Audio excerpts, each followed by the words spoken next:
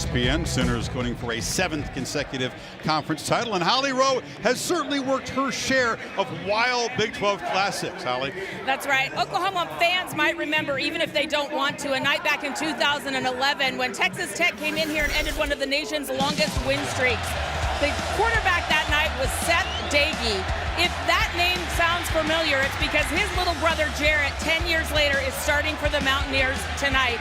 Jarrett told us this week, I've been dreaming of a moment like that since I was a little kid, because when he was in 8th grade, he did not get to come to the game that fateful night because his parents made him honor a commitment to be in the 8th grade band because he'd gotten called up to varsity. There he was, playing the bass drum. He missed all the excitement of that great upset from his brother. So since then, 10 years, tonight is his night, and he is so excited for it. Guys, I was on the sideline that night. I interviewed Seth Dagey. We'll see if his little brother gets a post-game interview tonight. And Coach Neil Brown calling the plays as the Red Raiders offensive coordinator that night, so it comes full circle.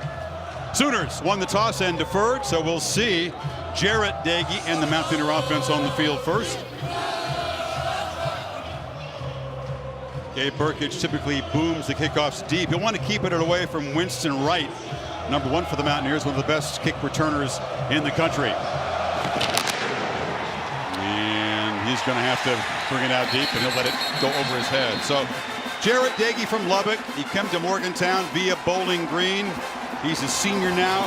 Drop back passer, not the most mobile guy, which is dangerous against this defense, isn't it? Yeah, very dangerous. What a story from Holly there. And a young man who grew up in this region, the Big 12 region, and watched his big brother. Maybe that day he missed him, but more often than not. And now he has a chance to come into Norman and to lead this team. And he's been around the Big 12. He knows what it takes. But his decision-making this year has cost the Mountaineers at times. Almost cost them last week against Virginia Tech. Yeah, defense bailed him out with a late goal line stand against the Hokies. Letty Brown, he's in the backfield to the left of Dagey. That's right in motion. He's got the football, and he is chopped down after about a 4-yard gain as we check the Chick-fil-A impact players. Well, they're going to want to get Letty Brown established. They've got to be able to run the football. They've got a great group of wide receivers for Dagey to throw to. Sam James, 13, the main guy to keep an eye on. Isaiah Thomas, 95, outstanding. Bonito gets most of the attention, 11, but I think 95 is the guy you're going to want to watch, and the leader, kind of the quarterback in the back, will be Pat Fields, who's played a lot of football for him. We're hoping they can get Letty Brown free. 80-yard touchdown on the second play last week, but hasn't had another big run this season.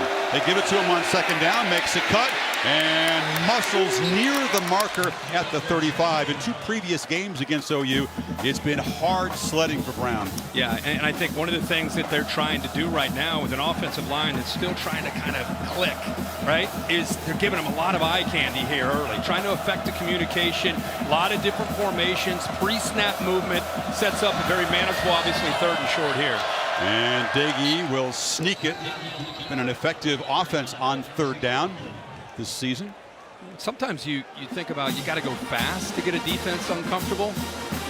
To me, you mix up your tempos and you mix up your personnel groupings and your formations. And that's here early. That's what they're trying to do. Letty Brown, by the way, goes off the field. We'll see if he's okay, but they do have Tony Mathis back. Mathis, number 24, coming off a knee operation, still improving. See the movement there again, just trying to affect the communication. Dagey, as they bring pressure, has time, and lofts it downfield. And it's Winston Wright Jr., who could not hold on the sidelines. Good-looking throw. He couldn't complete the catch. Yeah, really good job of separating him from the football. I mean, that is a heck of a play by Turner Yell. That ball looks like it's going to be caught. 32 comes over late and dislodges him from the football. He started to lose it, but I think he was going to hold on to it. But a nice play there by Turner Yell, another veteran starting his 25th game tonight for the Sooners. Brown is back in the game, Kirk. He's split out wide to the right, the running back.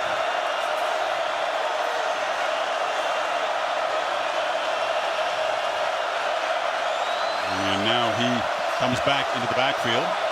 They collect it one, they snap it, and the ball caught by Mike O'Loughlin, the tight end. They don't use the tight ends a lot in this offense. This is second catch of the season. No, but when they see cushion, they're going to take it. I mean, this is an offense that they look at the numbers, and they're going to either run or throw. Now they're going to go fast. But if you give them cushion, Daigie's going to recognize that and right away get as many yards as he can.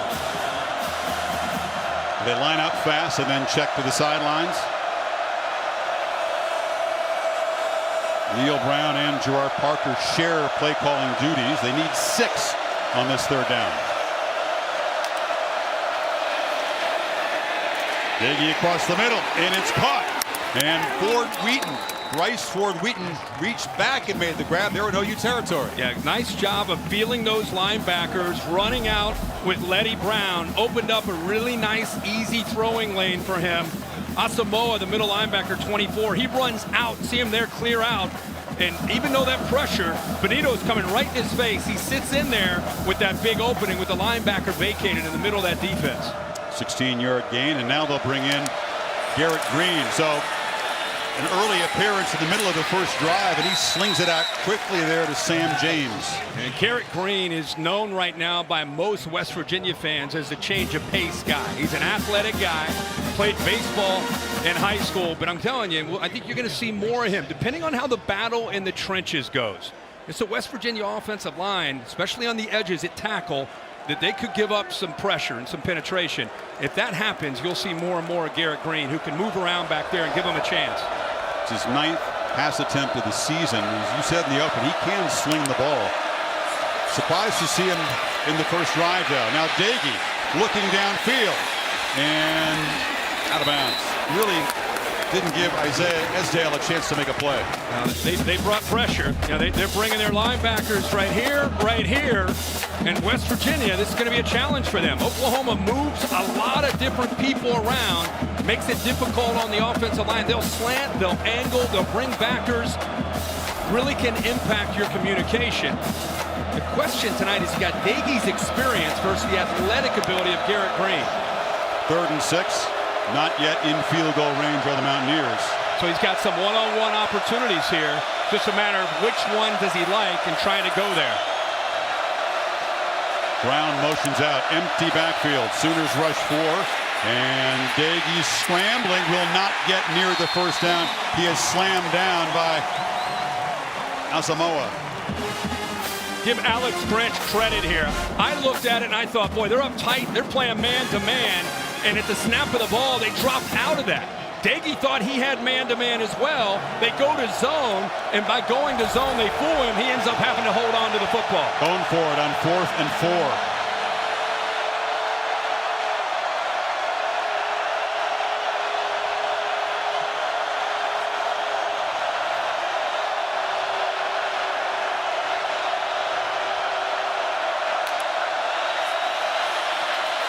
Daigie has protection, has a first down. Zipped it very quickly to Ford Wheaton. They move to 6 again. How about Benito's get off on his blind side? This is 4th down. This is where look at 11 on the left. He's coming around. You know he's about to hit you. Nobody there to help out.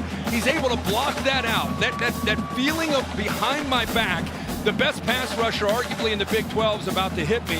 4th down, he sits in there, makes a great throw. Neil Brown, I love the aggressive attitude on this first drive on the road, nothing to lose, 10-play drive, goes for it on 4th down when many people probably thought he would punt, try to play field position.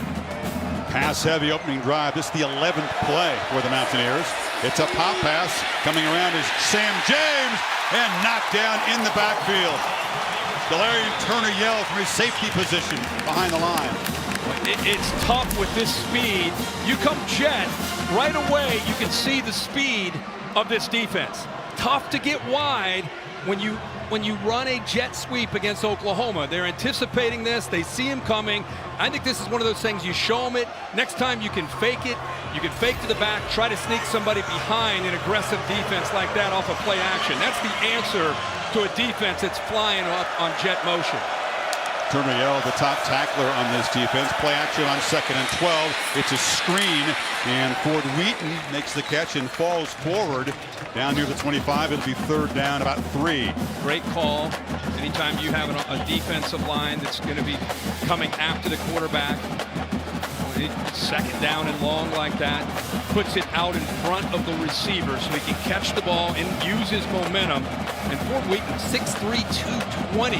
It's like a tight end catching that ball and running into traffic. Interesting, Kirk. They bring back Garrett Green. This is his 2nd play. Comes in on a 3rd and 3.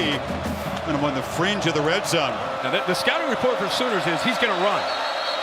And they're going to have to call a timeout. Brown noticing that the play clock was winding down. Interesting that he's gone with a change of pace quarterback. It's called the first time out of the half. 2 plays in his opening possession. Mountaineers on the march. 13th play of the drive coming up.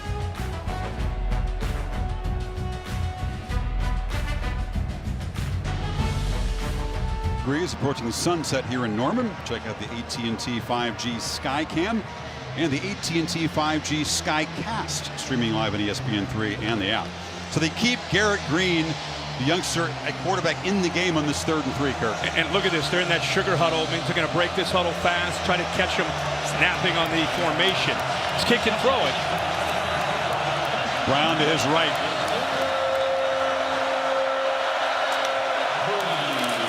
And Green hands it to Brown, who barrels ahead, shows his strength, and it's a 1st down into the red zone.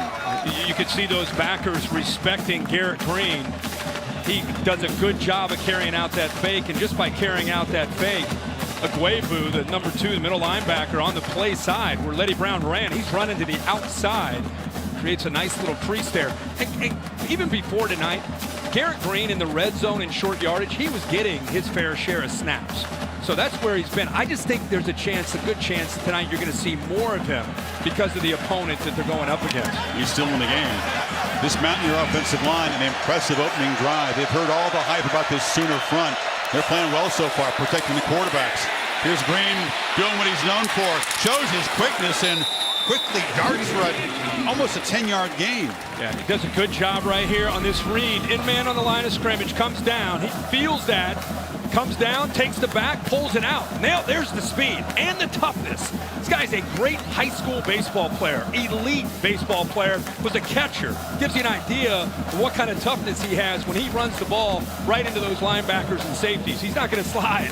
He's going to lower his shoulder. They don't want to add some weight, some big meals, get in that weight room. He's listed at 190. He's probably about 5'9.5", 5'10", if we're being real here. Got to be smart, but what a threat with his ability to run and also play action. Brown, 1st down, barrels down to the 3. What a start for the underdog Mountaineers here.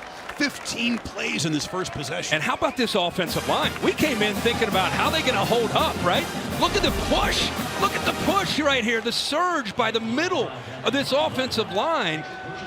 Letty Brown says, thank you, fellas. And you're right, Chris. 15-play drive, 8 minutes so far this first quarter. And a freshman at left tackle, 2 sophomores up front. It's not a very seasoned group, but they are playing well so far against a highly touted defensive front. 1st and goal. Green keeps it. And this time they're all over the freshman. Dragging him down there is Isaiah Thomas, talented edge rusher. Yeah, Isaiah Thomas does a good job of giving a key read for him to keep it. Watch him on the end of the line of scrimmage, 95. He comes down to the back and then has the athletic ability and the length to get back to the outside and take away the athletic Green from prevent him from getting to the end zone.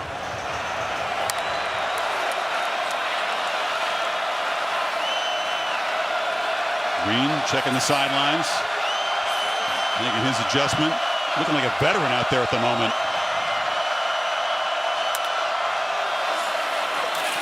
Keeps it and scores. West Virginia right down the field. A 2-quarterback system. A marathon march. Well, what a good job of reading the end man on the line of scrimmage.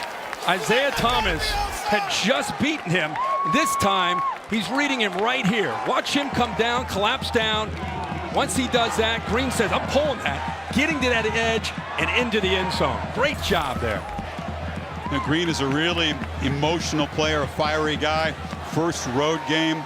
Neil Brown wondering how would the young guy handle the situation. He knows he's got talent, but he looked like a savvy veteran out there. One word describes Garrett Green. I'm telling you, know the kid. Gamer. Gamer. Spencer Rattler, and the Sooners will have to answer. 7-zip Mountaineers in Norman.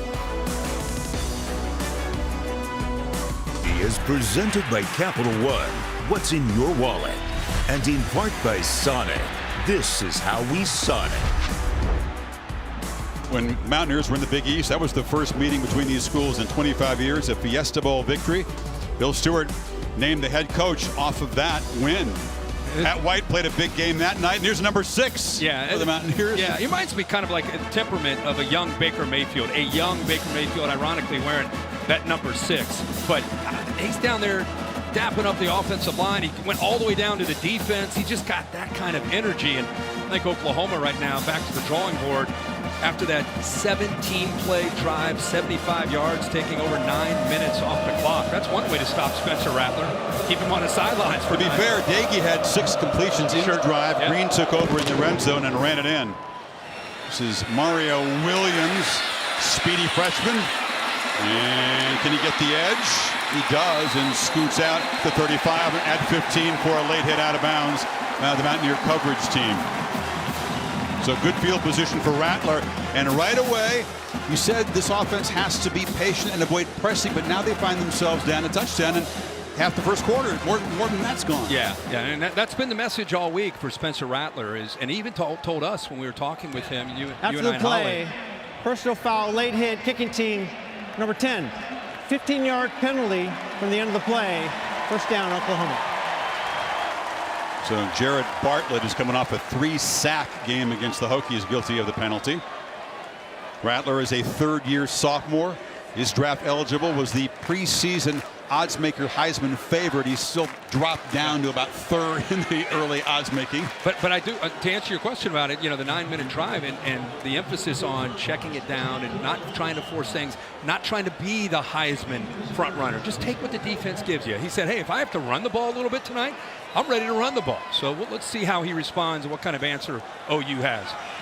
Eric Gray, the transfer from Tennessee, making his 4th start of the season. And the Mountaineers swarm him after a yard gain. G. Alston. We check the Chick-fil-A impact players, but Oklahoma's got the football. Eric Gray's in there. You're going to see a lot of Kennedy Brooks as well. Both of them need to be able to be established. It's big to be able to set up their play action. Marvin Mims leads a very talented group of receivers. Talented defensive line, Dante Stills, but I like Mesidor as a great player and a secondary that has experience at safeties. Keep an eye on 29, Mahomes. Play action, catch made on the end by Michael Woods, the Arkansas transfer. Nick Trey Fortune stops him. Yeah, that was just a quick read.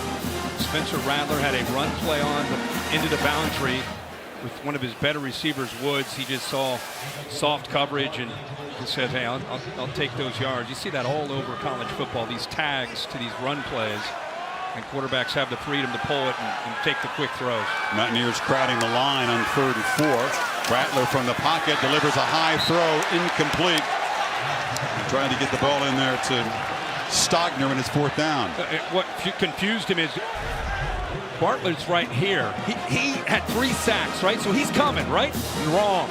3rd down, he drops. And that's exactly who he wanted to throw the football to. Maybe surprised a bit by their best pass rusher dropping into coverage on 3rd.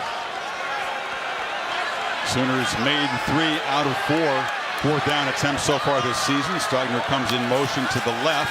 Rattler looking that direction, but he flips it to Gray, and the running back makes 2 men miss and takes off. Finally wrestled down inside the 10 by Exree Lowe, but it's 1st and goal OU. Yeah, they set up a wall here with 2 of their receivers on the outside. They're going to come here and here. The whole reason is to be able to free him up to the outside. Those linebackers can't get through that wall, and then there's the speed and athletic ability, something that Eric Gray provides as a running back, the ability to catch the ball out of the backfield. Yeah, double Olay. That was a mismatch in space. They get 38 yards on the 4th down play. Jeremiah Hall, the H-back, in the backfield. to block, and Gray barrels down to the 5. Hasn't scored a touchdown yet as a Sooner. He's come so close. Gray's been tackled at about the 1 yard line 4 or 5 times already this season. Maybe this will get him in the end zone. This will be the chance. How about these coaches' approach to a game tonight, right? 4th downs.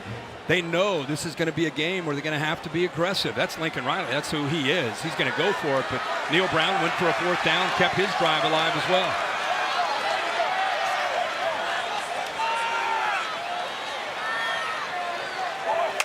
And 2nd and goal. Rattler keeps it, lowers his head, and takes a shot from Alonzo Adai and Mesidor. It'll be 3rd and goal. Boy, there's Mesidor. We just talked about him being an impact player. This is a very talented defensive line. He's right here. Watch what he does, the effort that he gives on this play. After the quarterback keeps it, he's going to extend himself to stay involved in a play. Coaches say, the defensive coaches feel that he can be as good as he wants to be. I don't want to put pressure on him, but they did say he has some of the skill set of a young Aaron Donald. One of 3 Canadians who makes a big impact on this Mountaineer defense. On 3rd and goal, Rattler from the pocket, zips it, end zone, caught, touchdown! Austin Stogner, his first of the season.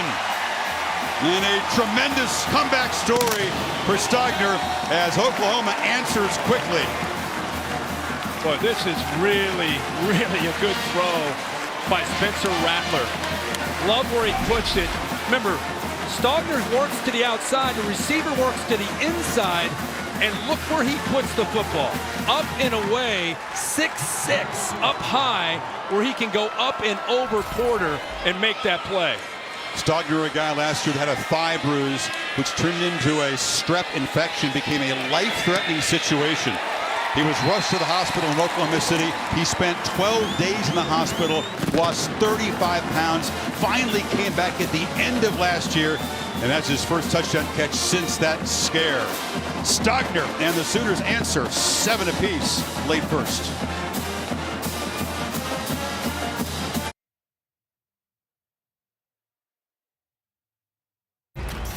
This is one of those things that doesn't necessarily show up in the stat book for Rattler. It's a touchdown pass, a short touchdown pass, but this is a really good job of knowing who you're throwing to. A 6'6" target to go up and over a defensive back. Perfectly placed football. Nice job, good start by Rattler. Converts the 4th down, gets it out to Gray, and then the touchdown pass right here to Stogner. Yeah, 7-inch height difference between Stogner and Porter. Sooners continue to be really, really efficient in the red zone this year. 17 touchdowns and 19 trips. So the Mountaineers grind away in a long touchdown drive. The Sooners take advantage of the penalty and the kickoff coverage, and a flag on the kickoff.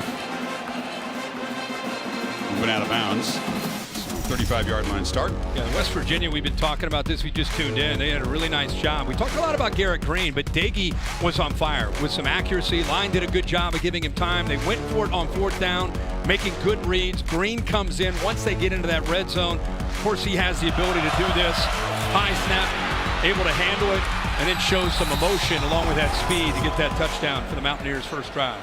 Yeah, that 17-play drive, the longest in terms of plays that OU has given up in 9 years. So Dagey back in the shotgun to begin this possession. Wright goes in motion, then reverses, and they just hand it off up the middle, little eye candy as they feed Letty Brown. Holly? Well, guys, you said it before. This was the plan all along to use Garrett Green because he's so mobile against this defensive front of Oklahoma. But Neil Brown said he communicated all of this to his starter, Jarret Doege, who had won this job, even though he made some mistakes last week against Virginia Tech. A terrible kick with 2 minutes left that almost cost the game. He said, I let him know we have confidence in him. Just follow the rules of the play. Yeah, you'd expect you got to let the veteran know what the plan is. That's not exactly how it was communicated to us, but they don't have to share everything in a production meeting. Doege delivers, and across the middle, that's Winston Wright who makes the catch. It'll be 2nd and short. Really, really relevant report there from Holly, and I know we all knew this, but you're talking about a guy that tonight, if you include Bowling Green and West Virginia, Doege has 37 starts. He's a grizzled veteran, but he told us this is his dream to play in this. And then imagine having to come out in the middle of that dream for Garrett Green to come in and lead the team into the end zone. So I thought Holly's report is great. It's interesting, and it's something you want to really show throughout this game, how Dagey handles if Green continues to come in. Need 2 yards on this third down. And Dagey looking to throw for it. Not a natural runner, but there was so much open space. He'll dive for the first down near midfield. Nice job by the right tackle. He's a freshman, true freshman. Is playing in this game, 64 against Benito. He does a nice job of kind of sealing Benito to the inside, which gave Dagey, you said it, Chris, he's not known for his mobility, but 64 does a good job of pushing Benito in, and then you have enough room for Dagey to escape and get that first down. Yeah, true freshman against Benito, who had a huge game in the win over Nebraska. Such a disruptive, active, athletic player. 64 may have his hands full tonight, but a good start for this Mountaineer front. That time Brown is wrestled down there by Asamoah. Think about being a freshman. Yeah. Milam, I mean, he was playing high school football, and now he's out here, and they say he's a future All-American type of player, the big fella. But, boy, he's prepped up tonight so far, doing very well, holding his own. Their weakness coming into this game, you were worried about the tackles, how they would hold up in protection against the speed of Thomas and Benito.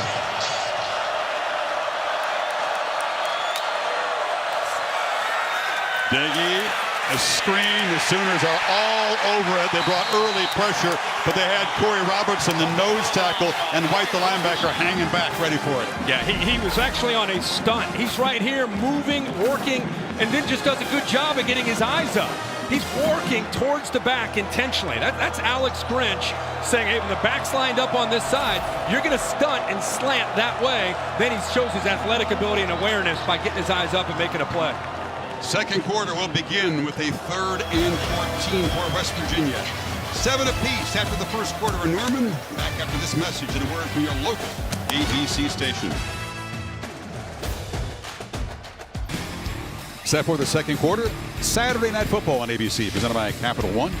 Underdog Mountaineers grinding out a long 17-play touchdown drive. Sooners answering pretty quickly, and now West Virginia beginning the second quarter with a 3rd and 14 near midfield. Dagey is the quarterback.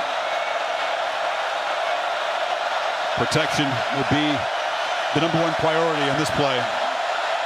See if Alex Grinch dials up the pressure. Now they rush 4, and Dagey off his back foot launches downfield into traffic. One of those problem decisions for the quarterback, and it's intercepted by Turner Yell.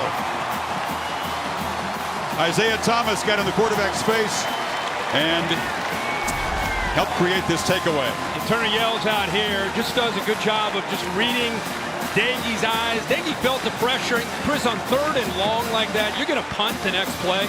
I think he just threw that up there, hoping that his receiver would have a chance to make a play, Sean Ryan, or he gets maybe a pass interference. Worst case, you give up an interception and you're going to punt the next play, and you give OU the ball at the 24.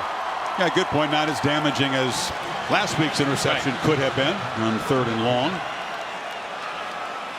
So Rattler and the Sooners take over at the 24. Spencer 3 of 4 with a touchdown pass to Stogner in their first possession. Stogner, who comes over to the right side of the formation. They fake it to Gray. Rattler on the run. Shows his arm strength. And going down low is Mario Williams, the freshman from Tampa. Rattler, move to 6. Yeah, Rattler's probably of all the quarterbacks in the country, the most gifted and the most natural thrower on the move of anybody you're going to see. Play action on first down, retreating, then just lofts it into the bench. You know, Lincoln Riley made a point to us this week, and I was talking to him. I said, you know, is he up there? I mean, you have Jalen, you have Baker, you have Kyler. I mean, is he in that world? He said he's the most gifted thrower I've ever had. Now, he may not be the athlete that Kyler and Jalen and Baker, but as far as throwing the football, most gifted guy that I've had since I've been here. That's saying Says something. All 3 of those guys could sling it. Yep. Certainly not the running threat any of those 3 guys were. On second down, they hand it off inside and trapped behind the line. Chandler Samito with the stop of Gray. It'll be 3rd down and long. And they're doing a good job of mixing up the looks. Jordan Leslie that time brought Scotty Young off of Stogner from the left. I think it caught Oklahoma by surprise. Stogner didn't have any chance and forced Gray back inside where the rest of that defense was, so it sets up this 3rd and long. West Virginia's whole plan tonight is keep everything in front. They don't want to give up any explosives. They got to tackle well when you approach it that way, obviously. Plan worked well for Nebraska. Sooners have not had many explosives this year. Hazelwood makes the catch behind the line, shows some good effort, but will not get anywhere near the marker. And if you're West Virginia, Chris, Hazelwood, who's come off a knee injury, came back last year, wasn't quite 100%. This year they feel that he is, but you give him the ball in space and he's got to go 10 yards from where he catches it, you can rally. He's a big guy, but he's not electric with the football the way maybe a Mario Williams might be or a Marvin Mims, so they rally that time. Yeah, he's known as a violent runner with the football. He would have had to be really violent to get past 5 defenders over there. So Michael Turk, excellent punter, a transfer from ASU. He was twice all Pac-12, and he booms it deep. Fair caught way back inside the 10-yard line. 53 on the punt. West Virginia backed up for the 3rd possession. Tomorrow morning, 10 Eastern time, Sunday NFL Countdown. Justin Herbert featured. And then on Monday Night Football, NFC East matchup, Jalen Hurts, former OU Heisman runner-up quarterback, and the Eagles will take on the Cowboys. Peyton and Eli with their presentation on ESPN2. The last 3 Oklahoma quarterbacks starting in the NFL. And Lincoln Riley said he keeps in touch with all 3 of those guys weekly, talking football and life. Pretty cool. Yeah, Murray, Mayfield, and Hurts. So it's Dagey in the ball game as the Mountaineers begin from the 9, and Brown gains a couple. You and I were talking at the break there. Green is so far has come in for kind of spot duty, red zone, short yardage. We were kind of on the Zoom. I thought Neil Brown might say, hey, 3rd series, 4th series, we're going to give Green, the first snap, let him take a series. But so far they've gone with the veteran leadership of Dagey. He said it would be a feel thing right as the game unfolded. Both quarterbacks have done well. I just think they cannot lose their creativity and aggressiveness that they've shown here early, no matter who the quarterback is. Haven't yet worked a downfield shot. Dagey's been working underneath, and there's another catch by Ford Wheaton. Already his 4th of the game. They brought pressure. It's a nice job of feeling this. Once he clears out, you'll see it just kind of open up. Takes the back, Letty Brown. They're just willing to take those underneath throws. They've got a great group of receivers with Ford Wheaton on one side, Wright, Sean Ryan, Sam James. It's a good group, and I think they have confidence that they can win tonight when they're. You like their matchups against OU? I do. If he has time, they can win tonight on the perimeter. On 1st down, Brown knocked down behind the line of scrimmage. It's an aggressive play. Coming up to make the hit. Flying around those linebackers, moving in a lot of different guys. Shane Whittier that time, 13. Moving in a lot of bodies rotating around there, and they've been on the field a lot. Mountaineers running 26 plays already early in the 2nd.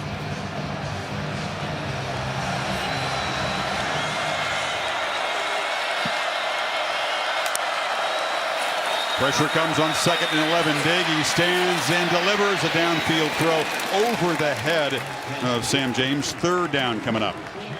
One of the adjustments that Alex Grinch has made after that opening 17-play drive to start the game for West Virginia, they've dialed up more pressure, playing more man-to-man, mixing up things, trying to give Dagey different looks. But see what he does on 3rd down. Rush 3, drop 8, or show that he's willing to bring pressure and leave guys on islands. Right now showing 2 high safeties.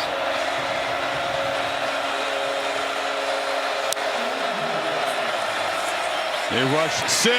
Ball out quickly. Catch made by James. Hit immediately. Sooners closing down space there. Justin Broyles, the safety, stopped him.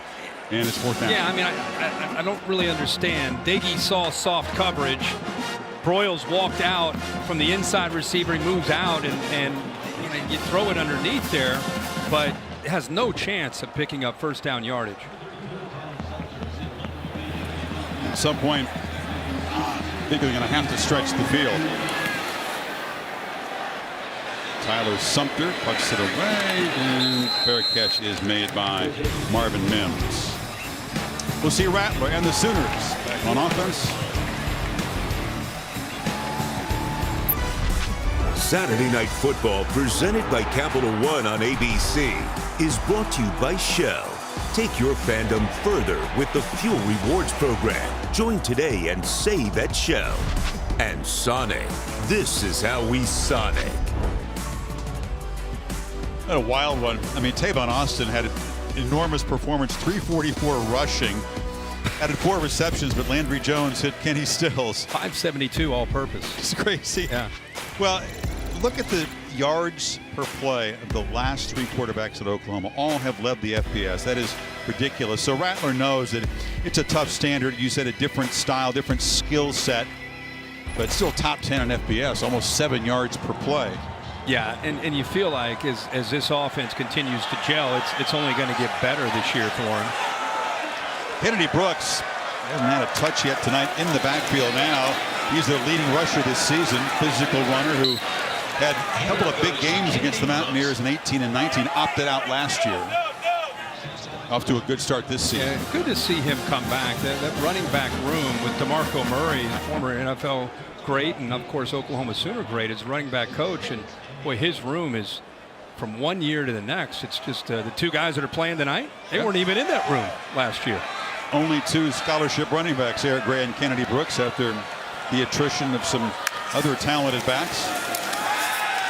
Rattler trapped, escapes, looks downfield, and now will be wrestled out by Lowe right near the line of scrimmage. Talked about the exodus of guys like Seth McGowan, Mikey Henderson, dismissed from the team. Stevenson went to the Patriots, and there's the others. Yeah, Henderson and McGowan charged in a robbery in April, so it's down to just Gray and Brooks, both talented guys, but walk-ons behind them. Yeah, Gray comes over from Tennessee, and as you mentioned, Kennedy Brooks opting out, but comes back, and they missed him. It's great to see him back playing the game. You can learn a lot from the example of their coach. DeMarco Murray was a great one here. Sure was. And with the Cowboys. And it's Brooks in the game, 3rd and 10 for Rattler.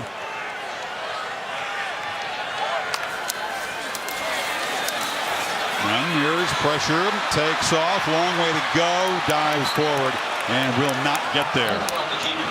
4th down. Try to keep your eyes on the football. If you're West Virginia, that means these linebackers have got to have an awareness about them on 3rd down. They're not running around. Somebody's got to be able to rally to the football. Safeties are doing a good job. They're keeping an eye on Rattler. Rattler tried to extend his body, comes up a couple yards short. Good job by the Mountaineer defense getting Rattler and the Sooners off the field. Yeah, willing runner, but nowhere near as twitchy as guys like no, they've had Murray, not as powerful as Hurts. Another nice punt from Turk. And Estelle driven back, trying to get to the sideline. Cannot. Good coverage by Oklahoma's punt team, helped by a nice boot from Turk. Another 53-yarder. Mountaineers take over on the 15, 7 apiece. Morning in Chicago, the whole game day gang whiffed on the Bears athletic trivia question. It did go back to the 1800s. Let's see what he got for us tonight. I'm retiring from this stuff if he's going to go to the 1800s. No. This one might not be the 1800s. You don't know. Tonight's athletic trivia question. As we know, Oklahoma has the FBS record all-time winning streak at 47 games. Whose record did they break? Well, instinctively I say Notre Dame with the Beano voice. That would be a guess. It would be too easy, probably. That'd be a good guess. Eric Green back in the game, Kirk, as the Mountaineers take over from the 15. And he zips it sideways, right. Couldn't handle it. High throw. Oh, he comes into the game. It's the first time Neil Brown has put him in where they've got 85 yards to get to the end zone. So he's backed up deep in his territory. It shows you the confidence that Neil Brown has in him. It's first time, really, in his career that he's been put in this situation. Talked about a feel with us. He's trying to get a spark right now for his offense by putting Green back in.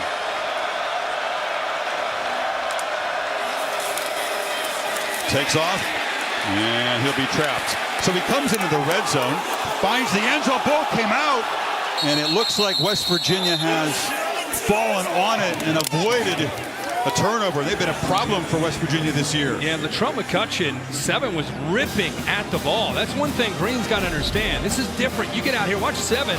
He's a true freshman.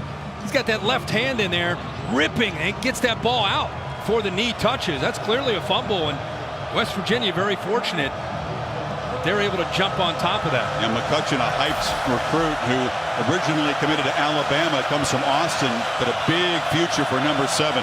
And it sets up a 3rd and 9 as Dagey comes back in the game. You want the experienced hand on this play.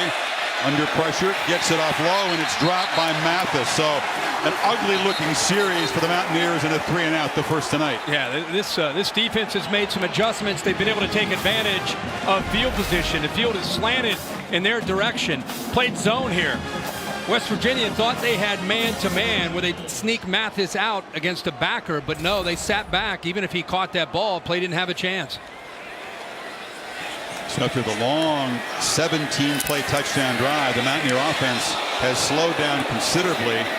Mims retreats to field the punt at the 35, and they'll be stopped right there at the 37-yard line.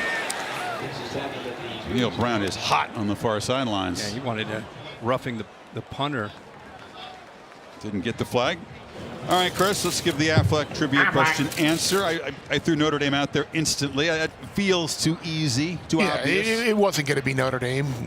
For tonight's Affleck answer to the trivia question, we're not going to go back to the 1800s, but we're going to go to the early 1900s with Washington. You can't go more than a century ago. Huskies had a 40-game winning streak that the Sooners wound up breaking in the 1950s there. Who coached the Washington team back there in the early you got him 1800s? Threw it back at you. And they fake it to Brooks. Rattler scanning and now running. And fires it on the sideline. And making the catch is Drake Stoops. Popular son of the coaching legend here. Just his 4th catch of the season. Well, they are taking the receivers away downfield. Stoops isn't open. Stogner not open. Really well-schooled defense on that 1st and 10 play. Nowhere to go. He was fortunate to get a couple yards. Had 16 combined completions for these quarterbacks so far, Kirk. Barely 100 passing yards. Nothing downfield. 5 receiver, empty backfield. Rattler throws a slant, and the catch is made in traffic by Mario Williams, talented freshman out of Tampa. Well, he ends up hitting a slant, but I want you to keep an eye on Stoops this time. He actually sneaks behind right there. If he throws his football right there, he's got a big play. Playing fast, and this is Brooks showing his toughness and barreling for about 8 into Mountaineer territory. You see this again. You can see where he's able to sneak out. If he makes this throw right here, there's nobody. He's behind coverage. You throw that towards the boundary. That's a 25, 30-yard gain. But now they got a little bit of momentum after the completion, the 1st down, positive yards on that 1st and 10 run.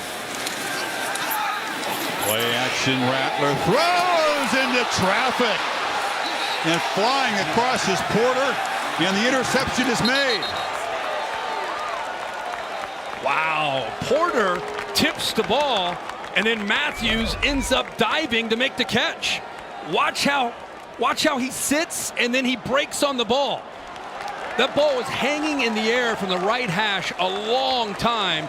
It allows Porter to break on it, and then Matthews' awareness to go down and come up with the interception. That's why they practice those tip drills.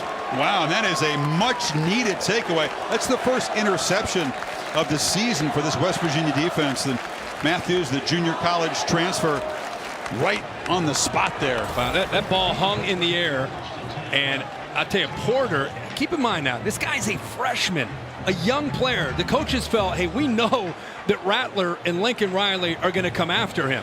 Well, that time, the young corner makes the play.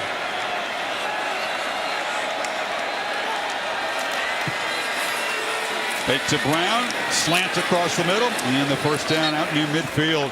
Ford Wheaton has been the favorite target tonight. And there's an RPO you see all over college football, run pass option. Felt the linebackers coming in tight to the line of scrimmage. And by feeling that, he ends up pulling it and then hitting the quick slant right behind it. At 7 catches in the first 3 games combined, has 6 in the first quarter and a half.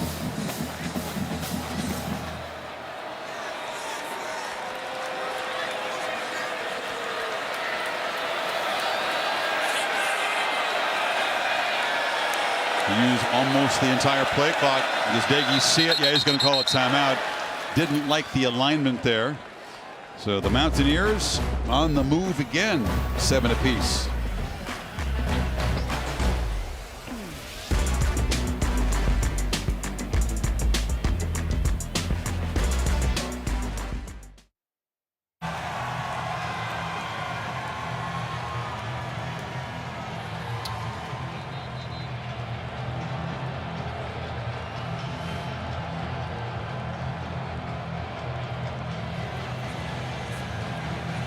All right, Kevin, think that's a spoiler, should I say, that the ranked team in trouble is Kansas State, 80 miles to the north. The Cowboys are laying it on the Purple Cats at the moment. After the timeout, first down for the Mountaineers. He's right in motion. They fake it to him. Now throw it to him on the far sideline. And the Sooner DB is doing a good job closing in on the receivers tonight. Not much after the catch. They're flying around as a defense. Seems like every time West Virginia gets a little bit of momentum going, there's a TV timeout or there's a break in the action. It kind of slows down. You know, they have to be aggressive. They have got to do a lot of window dressing, pre-snap movement, just to try to affect the eyes of Oklahoma. They can't just line up and play ball. They need to put their foot on the accelerator the way they did as a unit on that first drive when they went 17 plays for their touchdown. Agreed. They did call their own timeout, however. Yeah, they iced themselves. On 2nd and 9, Brown tests the middle. And Perry and Winfrey, Thomas and company close it down. It'll be 3rd and long. Yeah, that's been an area. I mean, Letty Brown got out last week against Virginia Tech. But all in all, if you take that big run away, it's not been an area that defenses have to necessarily fear or respect. It's made them more one-dimensional. Yeah, just one run of longer than 15 yards. And that was the 80-yard touchdown bolt that got the Mountaineers off to a great start last week. That's Sam James in the slot, who's really playing with a lot of confidence. He's right here. It's already the 9th 3rd down play for this offense in the half. And the play clock is winding down again, so Neil Brown is standing right next to the official, and he will spend the timeout. Talk about this important play. Interesting first half. We talked about how high scoring the games in this series typically are. We both had a feeling that that trend was going to end tonight. Yeah. And if you go back when Spencer Rattler threw that interception, I thought you and I heard something after he threw that interception here in Norman. Take a listen. The chant is, "We want Caleb." As in Caleb Williams, the backup quarterback. True freshman. Who was the #1 ranked high school dual threat quarterback in the nation. He didn't play last year. In the school that he played, they didn't play football, but he's a very, very talented guy. In fact, Lincoln Riley told us this week, you know, he's very, very gifted as a thrower and a runner. But how about that? But I'm just saying, to life as OU quarterback. Huh? Exactly. You're a Heisman front runner when the season starts, to your home crowd chanting, "We want Caleb." And what week are we in? Week 4. We're in week 4. And Caleb Williams has looked impressive. He's got the pedigree. They've all seen the high school recruiting tape, but he's done very little so far in college. And you want to pull Rattler? I think it's fascinating. Fans here are something else. It's fascinating to hear that. Fans here trying to make some noise, help the defense out on this 3rd and 7. Pressure Coker in Norman, especially for that quarterback position.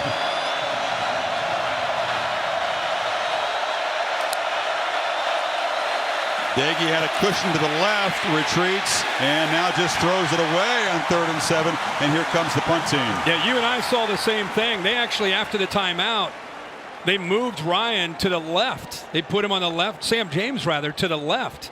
And he had that soft cushion, and Daggy at the snap never even looked that way. He was looking to his right. He thought he had a matchup, but good coverage by Oklahoma. But yeah, look at him on the inside there.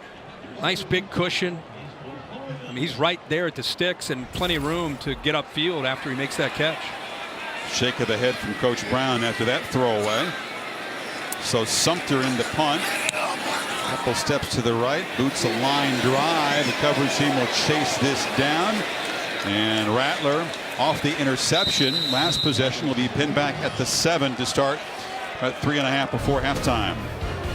Monday Night Football. Have you checked out Peyton and Eli? Kind of with the chill brotherly vibe and the spot-on analysis that's on ESPN2 this week, breaking down the Eagles and Cowboys from their couches. Yeah, I watched them. Bringing that SNL out type of personality in both those guys. Steve Levy, Ryan Greasy in the traditional broadcast on ESPN. Let's give them some love too.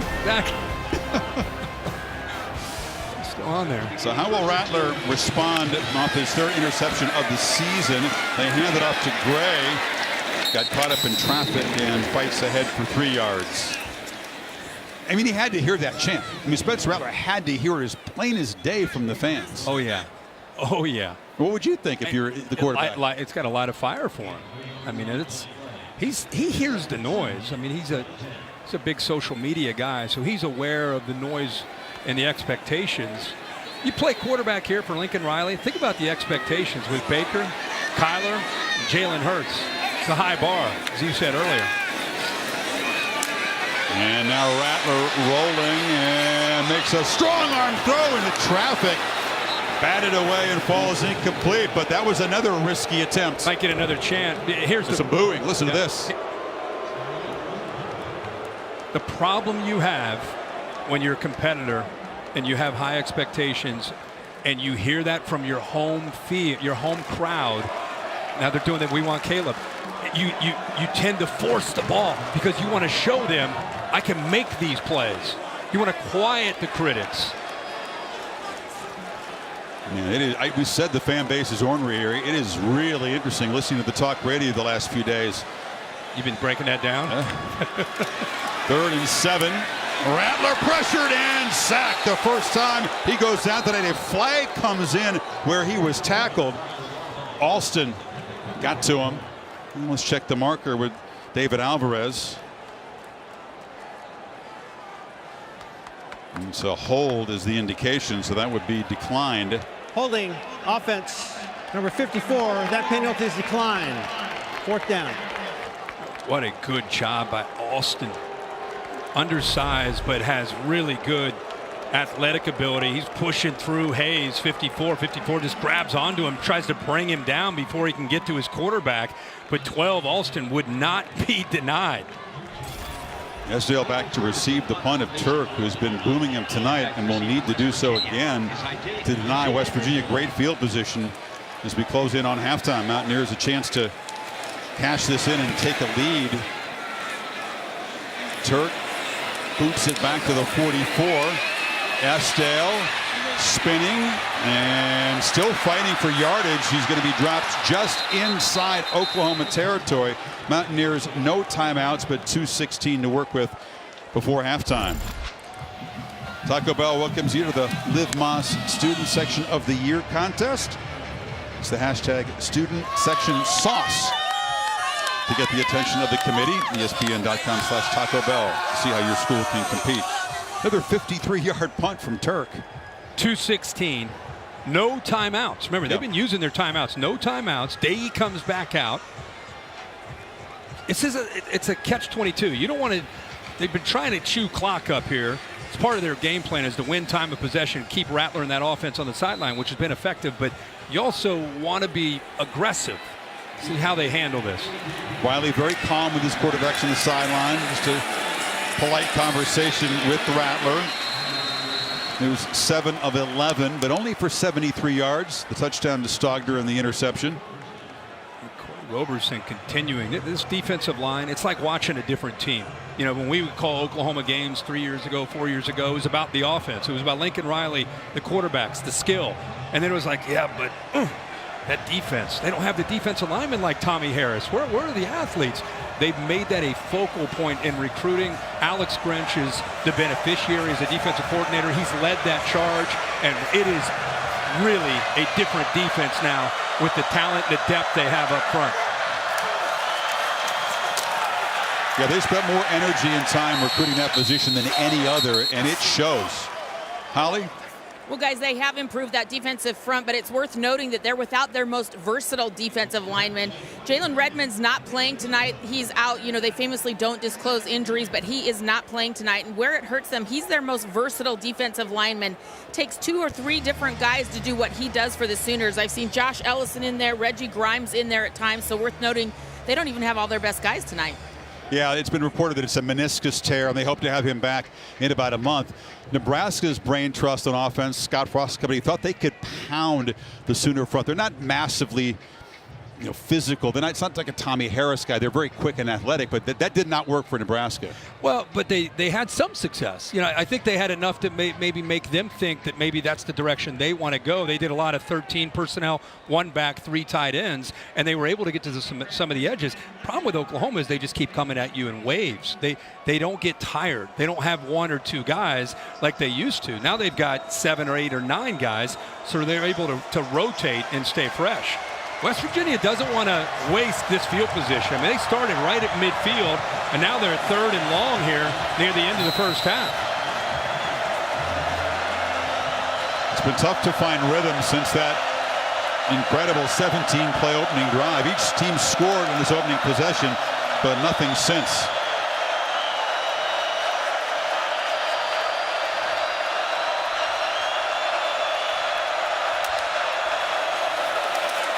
Daggy stands in, delivers strike across the middle. Ford Wheaton has been the weapon tonight. He's been getting free, and Daggy's been finding him.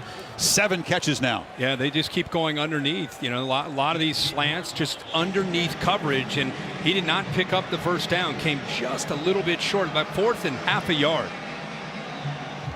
In no timeouts and no hurry at this point. No. It'll wind down under a minute.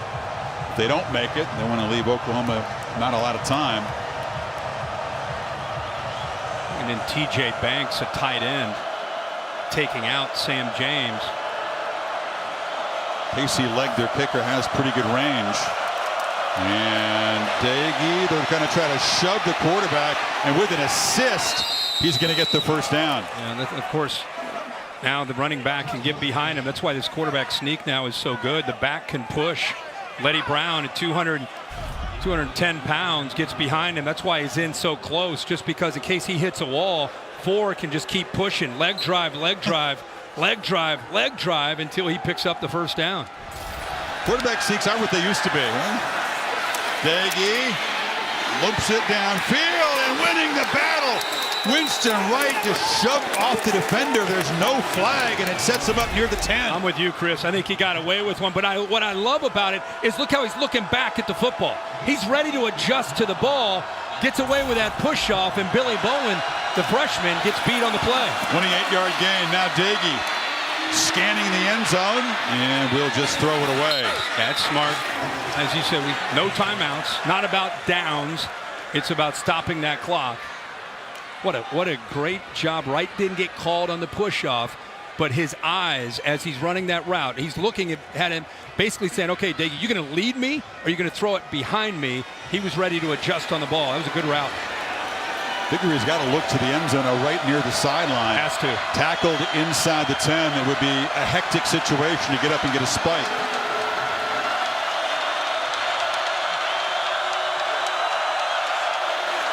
Daggy flips it in the flat. Brown makes the catch. He's cut down. What I was talking about here.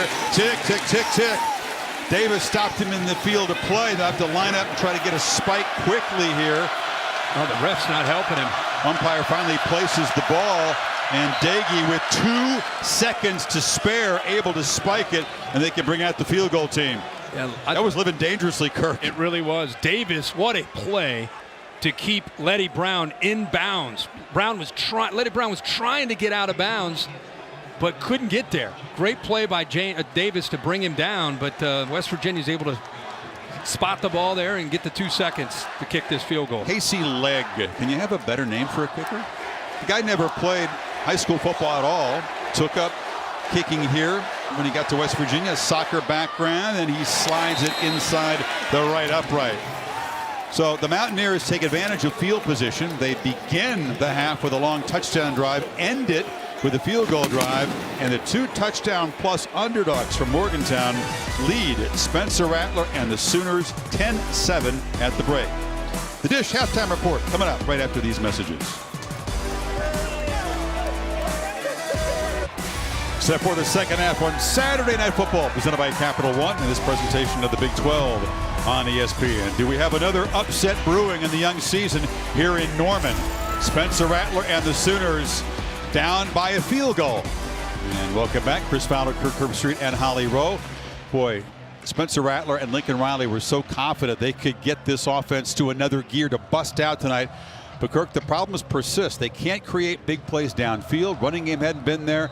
Rattler has a pick, and he's been sacked a couple times. Yeah, it's kind of a continuation of what we've seen a lot of so far this season. I think the frustrating thing is I think they felt that they'd get back to the basics of the line of scrimmage and being able to run the football. And so far tonight, that has not been the case. We can talk all we want about Spencer Rattler, but think about Oklahoma in a half running for 18 yards. Yeah. That's not Oklahoma. I mean, Eric Gray has 4 carries for 9 yards. Kennedy Brooks 2 carries for 9 yards. All you want to talk about, fans, about Lincoln Riley and these quarterbacks that have been here, it really starts with their running game and their offensive line, and that's not been the case this year, and it continues tonight. Evan Staley boots it away, and Williams will have a chance. Mario Williams knocked down to the 25. It's the lowest first half yardage total, Kirk, for the Sooners since 2015. That was his first year here as the OC under Bob Stoops. He's missed some targets. You know, he's getting pressured. I mean, that's the thing to remember. It's all easy to point the finger at number 7, but how often does he sit back there with a clean pocket, being able to dissect the defense and look at the end of that secondary? He's had pressure, and then he's tried to make plays. That's the thing that you got to be careful of, is when you try to make a play downfield. That's a lot of times where you get into trouble, and then the student section letting him know that they want to see the backup quarterback, Caleb Williams. And as Riley told Holly at halftime, score. That'll shut the crowd up and change the narrative. They'd start cheering for it. Play a much better second half. Rattler looking to throw on the first down, chased again, and loops it over the head of Gray. Gray really made the one big play in the first half. On the 4th down play, short pass, he made a couple guys miss. That's been it, really, for explosive. Absolutely. This defensive line, we thought Oklahoma's defensive line had a chance to make a big impact tonight. But this West Virginia defensive line, the athletes that they have, that time he wanted to get wide, and 10, Bartlett just took that away. You can see why they're among the nation's leaders in tackles for loss. They are active. They get upfield. Sure do. And they've done a better and better job against Rattler as this game has gone on.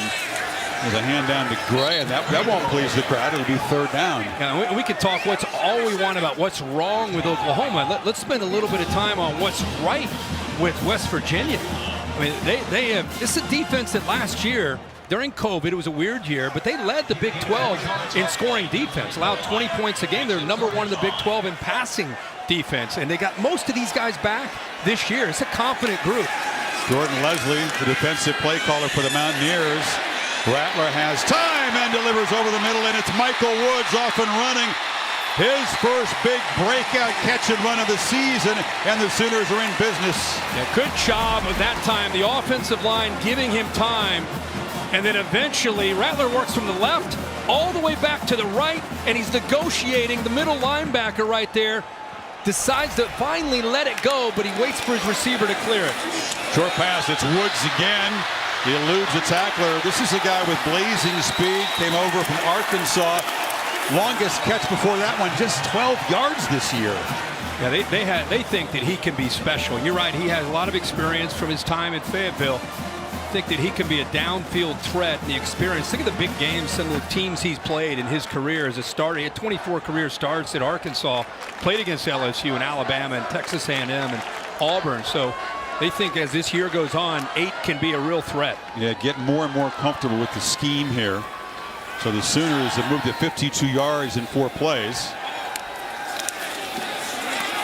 Gray, hesitation, and nice little move along the sidelines to stay inbounds and lean for almost 10 yards.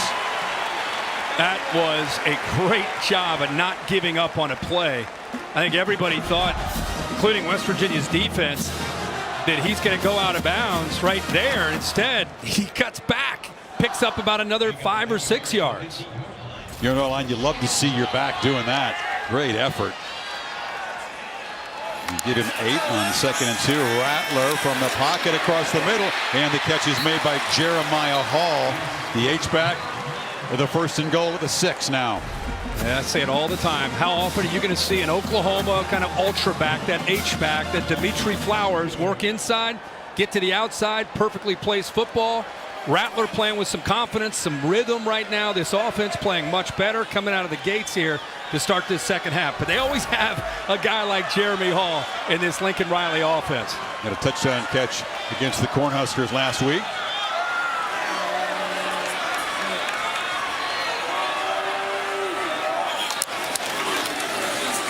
Gray. Heavy traffic, pads popping. You can hear the collision there. Sean Mahone, the veteran safety, with the hit. That's where we saw in the first half. And they run up the middle. The defense not necessarily thinking that Rattler's a threat. He can pull it down on that look and try to get around the corner. He has run for a couple touchdowns this year. 2nd and goal. They come after him. He has to get the ball out quickly, and the pressure blew the play up. Tried to get the ball out, but Hazelwood couldn't fight back. Anton Harrison trying to get his left leg to get out there. The pressure's coming from right out here. Watch the left tackle try to kick out to try to get out there. He was maybe surprised. He was looking inside, and that pressure, Dixon got right by him. So it forced that early throw. Big play early in the second half here. Potential 4-point swing. West Virginia's been a very tough defense to score in the red zone. Number 1 in the country, actually. Movement in keeping opposing offenses off the board down here. Left tackle Harrison looked like he moved. False start. Offense. Number 71, 5-yard penalty. Still 3rd Good down. spot. 11 opponent red zone trips coming into tonight, and only 4 resulted in points. A lot of missed field goals, but only 2 touchdowns allowed down in here. It's been the best thing they've done as a defense, really. Yeah. The first 3 games. Absolutely. That comes with the experience of playing with. A lot of these guys have played so much football together. Down in this area, it's so much about a feel and trusting one another. Sooners' first penalty tonight moves the ball back to the 11. Stogner motioning in. Rattler wanted to go to the right. Nobody open. Now scans and fires over the head. Stogner was tracking along the back line there. And it's 4th down. Here comes the field goal team. You know, everybody wants to point the finger at Spencer Rattler. These windows are tight. Look, watch the pocket for Rattler, who's undersized. It squeezes him. I mean, there's bodies all over the place. He does a good job of trying to keep the play alive and spots Stogner pulling away, but unable to hit him. But I mean, almost every time he drops back, he's not just sitting back there. He's got pressure. Would have had to be a great throw to find Stogner for his 2nd touch tonight. So Gabe Burkich, who's a long-distance field goal specialist, comes on for the chip shot of just 28 yards. Sooners take it 10 plays to begin the second half and tie the game at 10. Sunday NFL Countdown sets the table for Week 3 tomorrow morning at 10 o'clock Eastern Time. And on Monday Night Football, early NFC East divisional matchup, Eagles and the Cowboys with 1-1. And you see a couple of Sooners in that game. Talked about Jalen Hurts. A bunch of injuries on that team. Thankfully, he's staying healthy. And CeeDee Lamb, former Sooner wide receiver, 15 catches already for the Cowboys. Man, CeeDee Lamb, obviously a great Oklahoma Sooner, but you just know he's got a chance to be one of the top receivers, if not the top receiver in the NFL as his career continues to grow.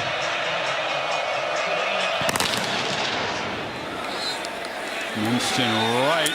Speedy return will have a chance here. One of the best in the country so far. Oh, didn't make a move. Tried to lower his head on that tackler, and he stopped at the 28. Allie?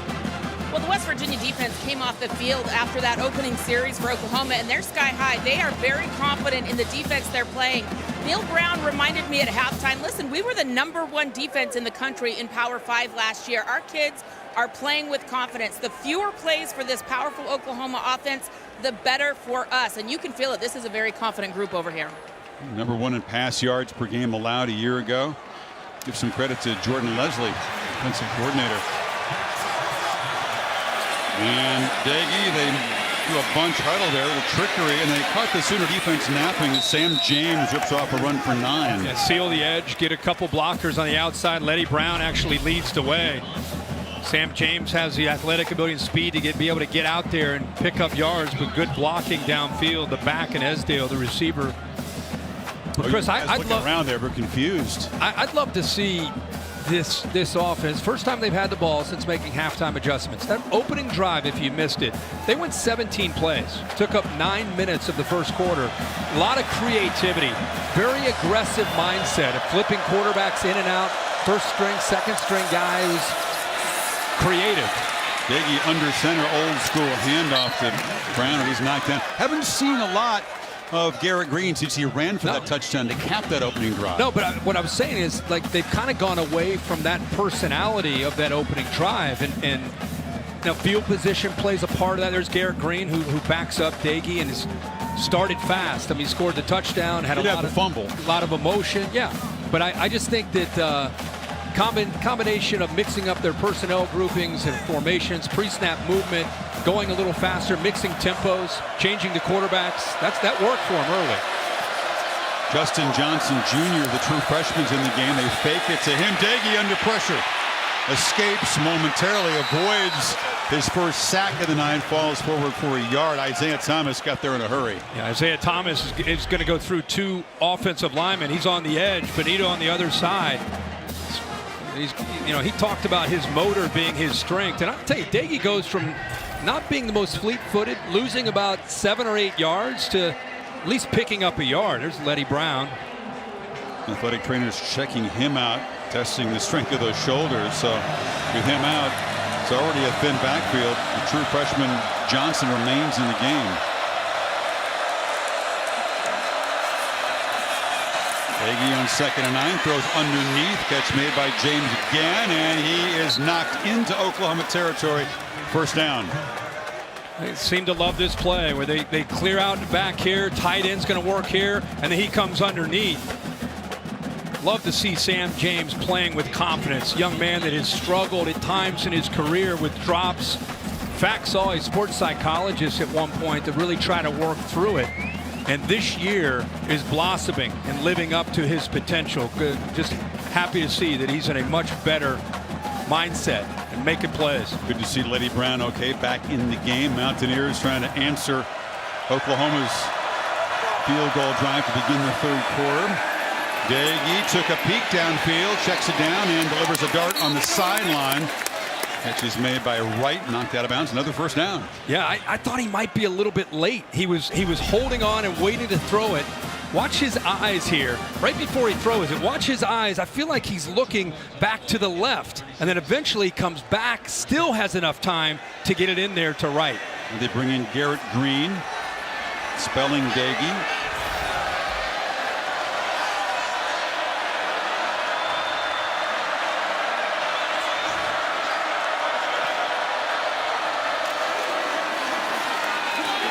Brown takes off, has a hole in the right side, hurdles the tackler, and is knocked down at the 15. That's their best running play tonight. Garrett Green comes into the game. What's the defense thinking? They've heard all week. Watch the linebackers. It's unbelievable. There's the safety, Turner Yell, who's out. But watch the linebackers, Chris. They see 6 in the game. Watch what they do off of the fake. They're terrified of what he might be able to do. Their eyes are right here, and the ball's going out the corner the other way. So just his presence, his athletic ability, Alex Grinch and his staff saying, guys, when 6 comes in, we got to be aware of his athletic ability. He's going to run the ball. That time he doesn't run it. He's almost a decoy, and the linebackers take themselves right out of the play. It's a nice fake, too, Kirk. He put his hands on his hip there as trying to hide where they had the ball. Yeah, he does a great job. Savvy stuff for the freshman.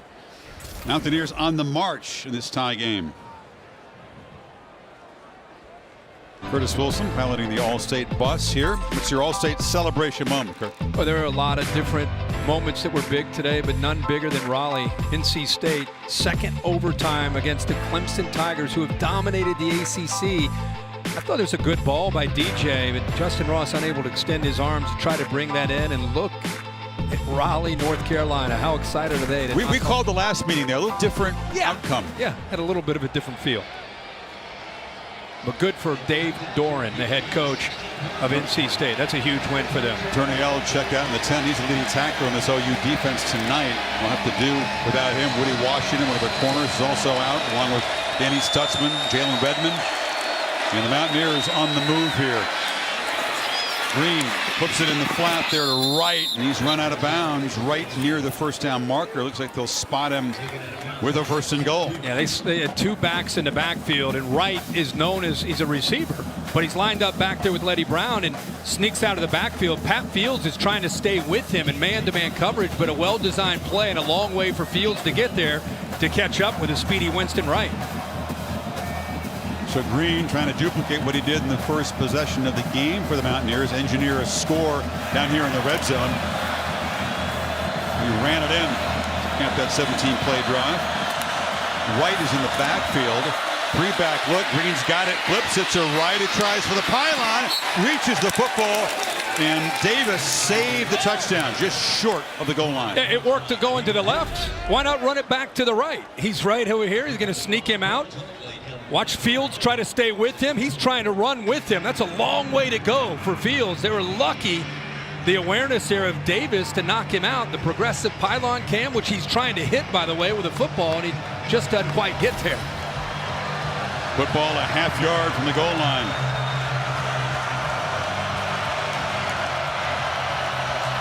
They send three receivers out to the left. And a whistle and a flag, a false start.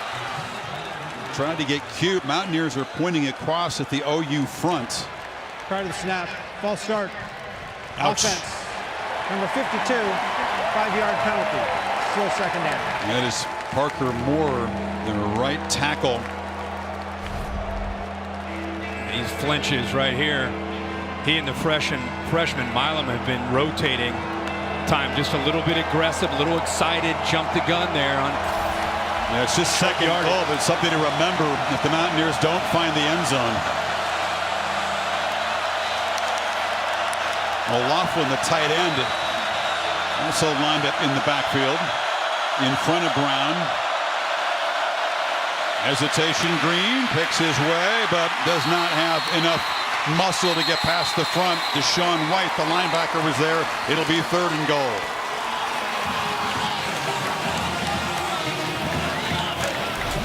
Daggy back in. Green trots out. Watch him work around there. Deshaun White works around traffic, just showing some good instincts. Lineman unable to get up to him. Green, athletic ability to run, but I think you see him on the edge here. You give him the option to run or throw where he's dangerous. They got Daggy back in, so welcome back to the game. I mean, Charity, he comes in here with a third down and goal. Brown motions to the left. Sooners try to come after Daggy, delivers a high throw off the fingertips of Ford Wheaton and incomplete. Top target tonight, could not come down with that one. And that false start is super costly. Yeah, 4 receivers, when you look at the group right here, and he's just going to hesitate and then work to the back of the end zone. Defense lost him. They had 4 different receivers. You include the tight end. Ball is high, but he is wide open, and you're right. He's been the go-to man tonight. 6'3", could not quite come down with it. So that penalty when the ball was a foot from the goal line could be a 4-point moment in this game. And the field goal is knocked through by leg. Mountaineers move it 68 yards in 11 plays, but have to settle for 3. They're becoming so close to scoring.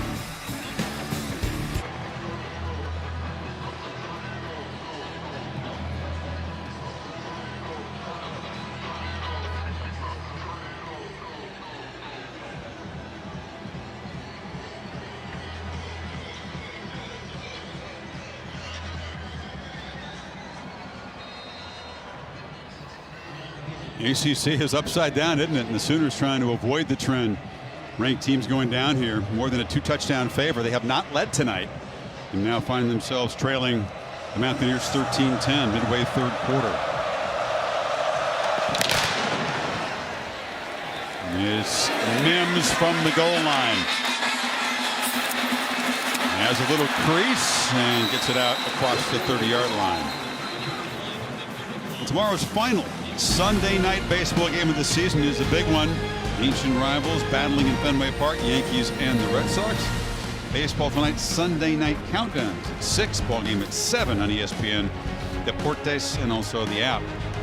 Have the Cardinals lost in like 2 weeks? No. I think they just decided to just went out. And they just went ahead and said, Reds, it's been a good run. Take care. Have a good offseason. You're not going to get bitter about the Reds again this week, are you? No, it's over. I heard of that. It's over. No, I'm good. So Rattler and the Sooners again have to respond. Empty backfield. Rattler, no one to throw to. Flush and drag down. A 4-man rush got close to him, but it's all about the coverage right now. Well, it's about the coverage. He has nowhere to go. He's looking to his right. Watch his eyes look right. Trying, waiting, just no one there. They leverage the receiver to the inside, nowhere to go with the ball, and nowhere to check it down. And now a pre-snap flag. Offside. Defense, number 8, unabated to the quarterback, 5-yard penalty. That Still second stings. down. Defense playing well now. Makes it 2nd and 6. It's just so different than when Baker Mayfield, Jalen Hurts, Kyler Murray, they used to run the ball, the counter play, and setting up play action off of that. Now they throw all the time. They're not running. They have 30 yards rushing tonight on 14 carries. Same running back in there, Kirk. Kennedy Brooks in those years, a couple times, 18 and 19 against the Mountaineers, was successful as a runner. Ball out quickly to Woods, and he is able to move it across the 40 for a first down before Fortune stopped. I'm just saying it's a different attack. I mean, Lincoln Riley knows better than anybody. He's one of the great offensive minds, one of the more innovative minds. I'm just saying it's just so different. I don't think he trusts his offensive line. I don't think they have the offensive line that they've had in years past. Last year they weren't dominant up front. It's just different. He's trying to find a different way to move the ball when people know you're going to throw it. Rattler launches downfield. Woods trying to make a play in the double coverage, and that's Jackie Matthews, who earlier had the interception off the Karam back there as well. Fortune was in coverage. Yeah, good job of getting back there by Matthews, because Woods has the speed to be able to outrun and get behind coverage. The only thing is, 3, look for the football. We don't need the arms waving. We need you to look. The ball's in the air, and you have a chance to maybe make a play on it. We don't need you to wave it off. Was he a fraction early? The Oklahoma fans thought so.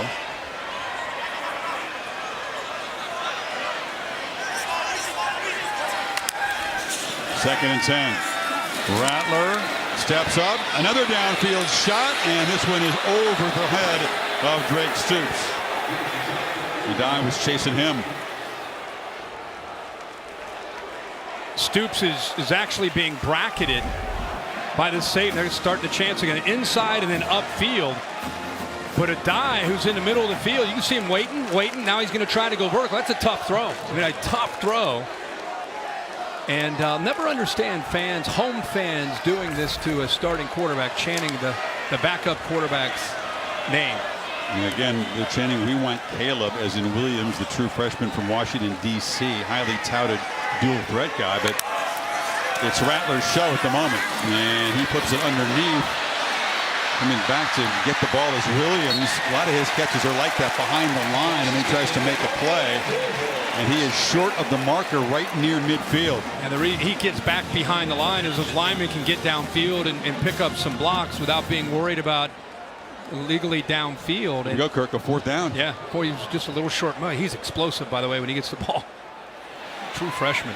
So Riley, hoping this offensive line can create enough space to pick up a yard here, keep the drive going, or else West Virginia's going to be set up near midfield with a 3-point lead. Brooks is the back. Brooks bouncing it, will not get there. The Mountaineers swarm him for a loss, and they will take over. Mesidor's had a monster night. Jordan Jefferson, backup tackle, joined him. Well, that was hard work. You know they're going to try to run it up the middle. Mesidor is right in the middle, right here. Watch the job that he does. He just doesn't give up on the play. I mean, look at that fight inside there. Just doesn't give up on it. Keeps pushing. And eventually, a bunch of Mountaineers are there. But Mesidor blows that play up. The sophomore, 6'2", 272 pounds. And for an offensive line that's not winning at the point of attack, you get into those short yardage situations and it's predictable that you're going to run up the middle. It's a tough ask against a better defensive line and better athletes. What a story, this Mountaineer defense tonight. Now Daggy takes over at midfield, trying to add to the lead. He has plenty of time. They finally grab a leg, and he is...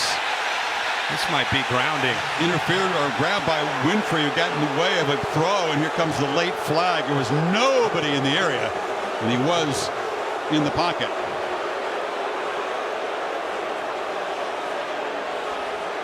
I think they're talking about a flag, the potential of the flag coming down. They're meeting as a group.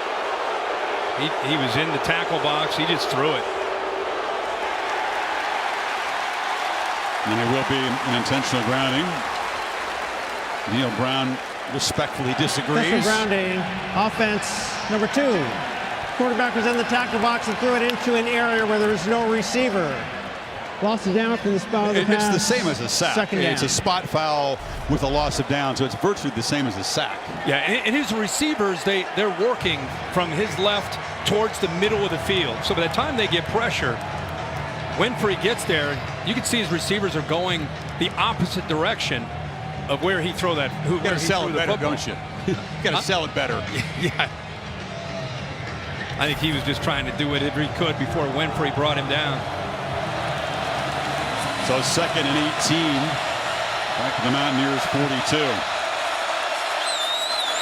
4-man rush. Jiggy gets the ball quickly. It's underneath and hit immediately is James, who's able to fight to the 48. Fields dropped him. Here comes a 3rd and long. And they keep going back to that exact same route with a back out in the flat, tight end on the corner route, and then they bring James underneath, just trying to get some positive yards, give themselves a chance here on 3rd down. This would be important for this Sooner defense to get a stop after the Mountaineers' 4th down stop gave them great field position.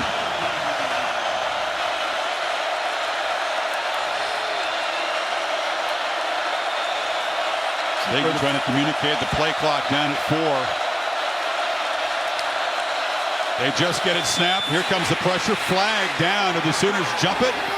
Yeah. Downfield for Winston Wright. Yeah, free play there. There. Winfrey jumped across. I think Benito was okay up the top. He's known for his get off the edge, but 8, I think, was a little bit too quick in the middle. So he essentially Outside. had a free play. Defense number 8. 5-yard penalty. Still 3rd down. Oklahoma defense that's been able to come up with just 1 sack so far tonight. Trying to get a head start. He's just right here in the middle. You'll see at the top, he actually is off at the right time, but in the inside there, they catch him. And now you got a shot here. Now it's 3rd and 7.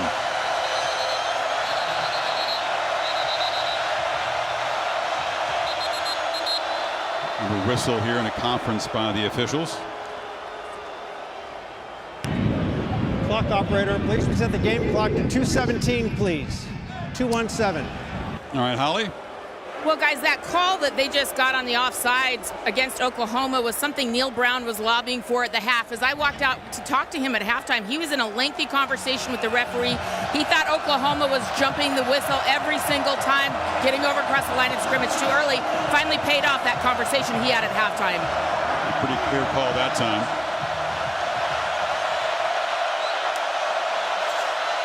Sooners rush only 3. Daggy has plenty of time. Nobody open, and it falls incomplete. So that time Grinch drops 8 into coverage, and no one to throw to. Yeah, rushing 3, long throw. See all to the left there, just unable to connect. And trying to find Sam James again, who he believes can win that matchup. But by the time he got that ball out, James was really not even really quite out of his break.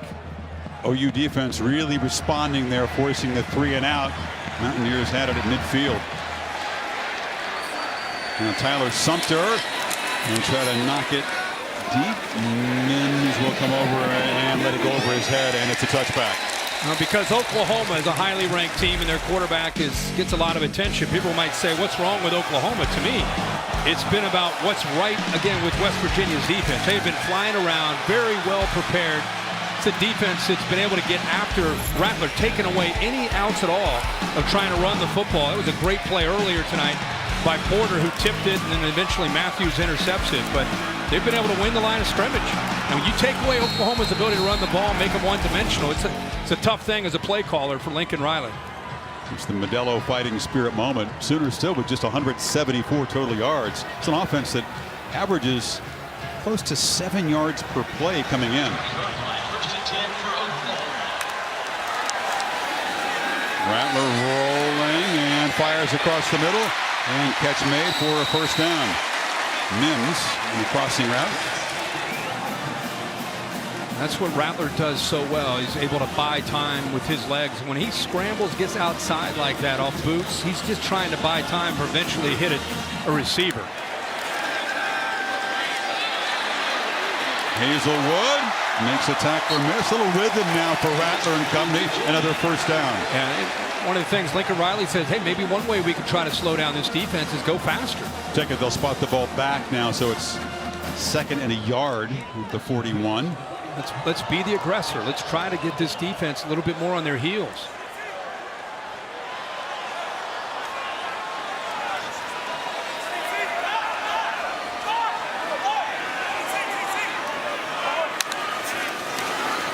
Gray's got it.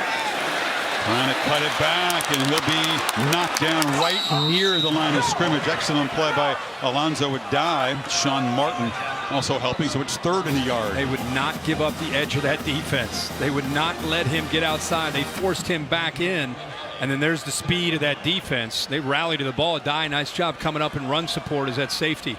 No room to run. Gray and Brooks combined 30 yards rushing tonight. Remember, short yardage is not Oklahoma's friend. It's hard to run in the middle against this defense and how aggressive and attacking they are and pinching.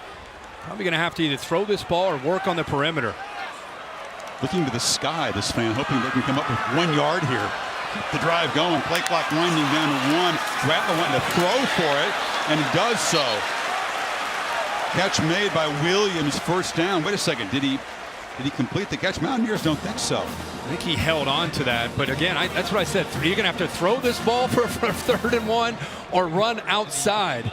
And he decides to throw it to the freshman Williams and gets the yards. You know, the play call says all you need to know about what Riley thinks of his offensive line's push. Let's just check and make sure that Williams made that catch on that 3rd and 1 play.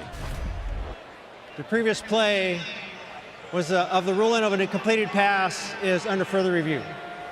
His left hand on it as he goes to the ground. It's important that we get Bill Lamagna a rep here. Well, he also got hit in the helmet there. Scotty Young got up high and smacked him in the side of the head. I'm trying to see, is the ball ever loose? Like, does he ever lose possession of the ball? Bill, what do you think? It looks like that's a catch. You know, he first in regards to the comment, the helmet contact there was legal. He was not targeting at him. No. Yeah, but on this one here, he's got his left arm wrapped around that ball. Yeah. I can see why they're looking at it, because if it comes loose and it hits, that would be incomplete. No, I was just complimenting Williams for holding on, because it was a legal shot, but he got smacked in the head, and he tried to hold on to it with just the left arm. Yeah, this should be confirmed for a catch. It's an important moment. It would have been 4th down there if they had turned this over. So we'll see. It's amazing to think that Oklahoma, a team that we have bragged on forever, again, the quarterback's got a lot of the attention, but if you really followed Oklahoma, that offensive line that they had for about 4 or 5 years, they were bullies. I mean, they were running the football at will on almost anybody they played. One of the big topics on the talk shows is that offensive line not recruited nearly well enough in recent years. Is attrition from some guys who've come in who are highly touted, but remains a big concern. Yeah, to me that's where this whole thing starts, because in this system, when they run the football, you're just frozen on the play action because you have to be able to account for that running game. After further review, the ruling on the field stands. It's a catch. And to be fair, quarterback run has been a big part in recent years. They're not going to get quite the same production in that area from Rattler. Sure. Yeah, of course. But I'm just saying, forget the backs, forget the quarterback. I'm just talking about the Oklahoma offensive line. They were bullies. Like they enjoyed punishing people. It wasn't just blocking. It was taking names, and now this group's trying to live up to that standard. 3 very experienced guys on the line, and then Raym making his first start tonight at center. Sophomore.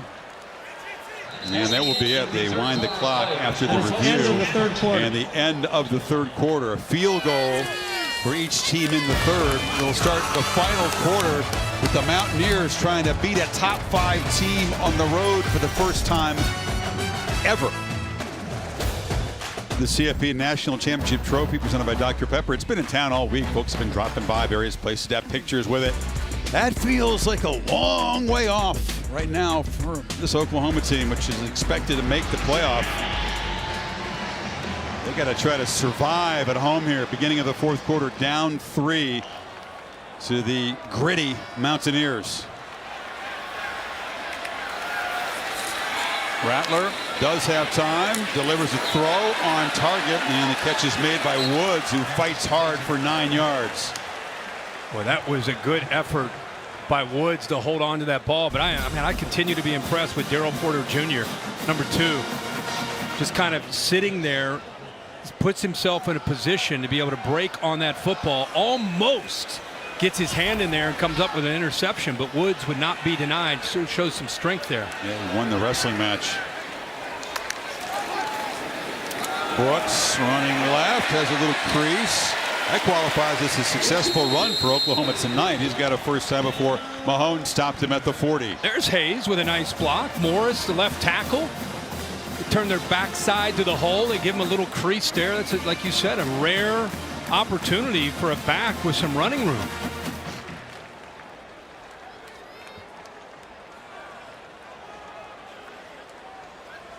Total of 14 yards and 4 carries for Kennedy Brooks, who lit up this Mountaineer team a couple of years early in his career.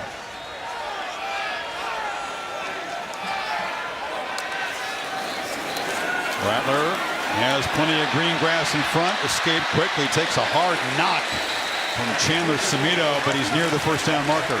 31-yard line. He felt the blitz right away and then coming right up the middle right here. And so as soon as he felt that, he realized everybody else is out. They're gone. So instead of waiting to take off, good job of feeling that and instinctively just pulling the ball down and getting those positive yards.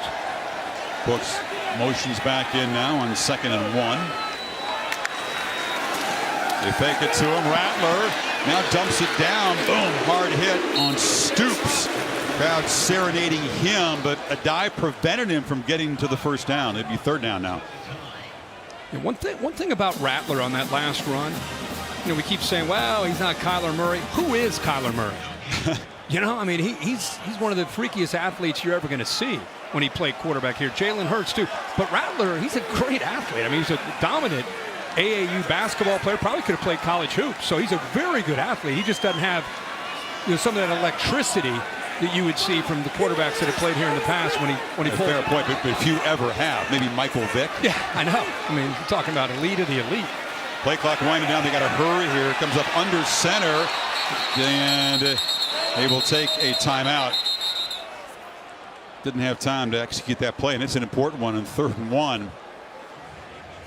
Back to that short yardage spot where they don't want to be against this defensive line. 12:27 to play. Mountaineers hanging on by 3. All right, after the timeout, the dreaded short yardage situation for this Oklahoma offense. They need less than a yard here on 3rd down. 2 backs, Jeremiah Hall back there with Kennedy Brooks.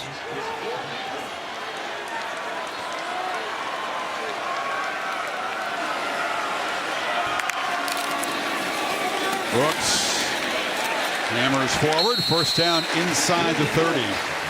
Everything is hard work tonight for the OU running game. They've been working that. Look at his helmet. That pretty much sums it up, right? Left side's been the answer for them at least these last few plays. Getting behind Marquise Hayes and also the big fella Morris playing left tackle. Tennessee transfer. There's blue paint all over. Oh, man. That cream-colored helmet. Absolutely. Rattler has time and delivers a long throw for a short gain. No, he couldn't come up with it. Hazelwood fighting for the football, could not win that battle. Matthews and Young made it tough on him. Yeah, Scotty Young did a good job of trying to get into the throwing lane. Watch 19 right here. He's coming out anticipating a short throw, an out cut. And just by running out there, if he doesn't do that, that's an easy completion.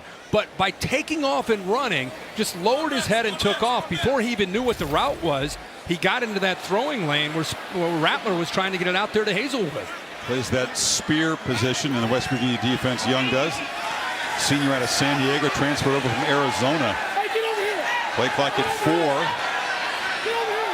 You just get the snap off, and Rattler gets the ball out quickly. That time Hazelwood is able to make the uncontested catch, but then he's slammed down at the 20. It'll be 3rd and 2. Chandler Semito on the stop. You know, Jordan Leslie, the defensive coordinator from West Virginia, has called a heck of a game tonight. Very surprised, though, giving that big of a cushion and such an easy throw to Hazelwood and Rattler.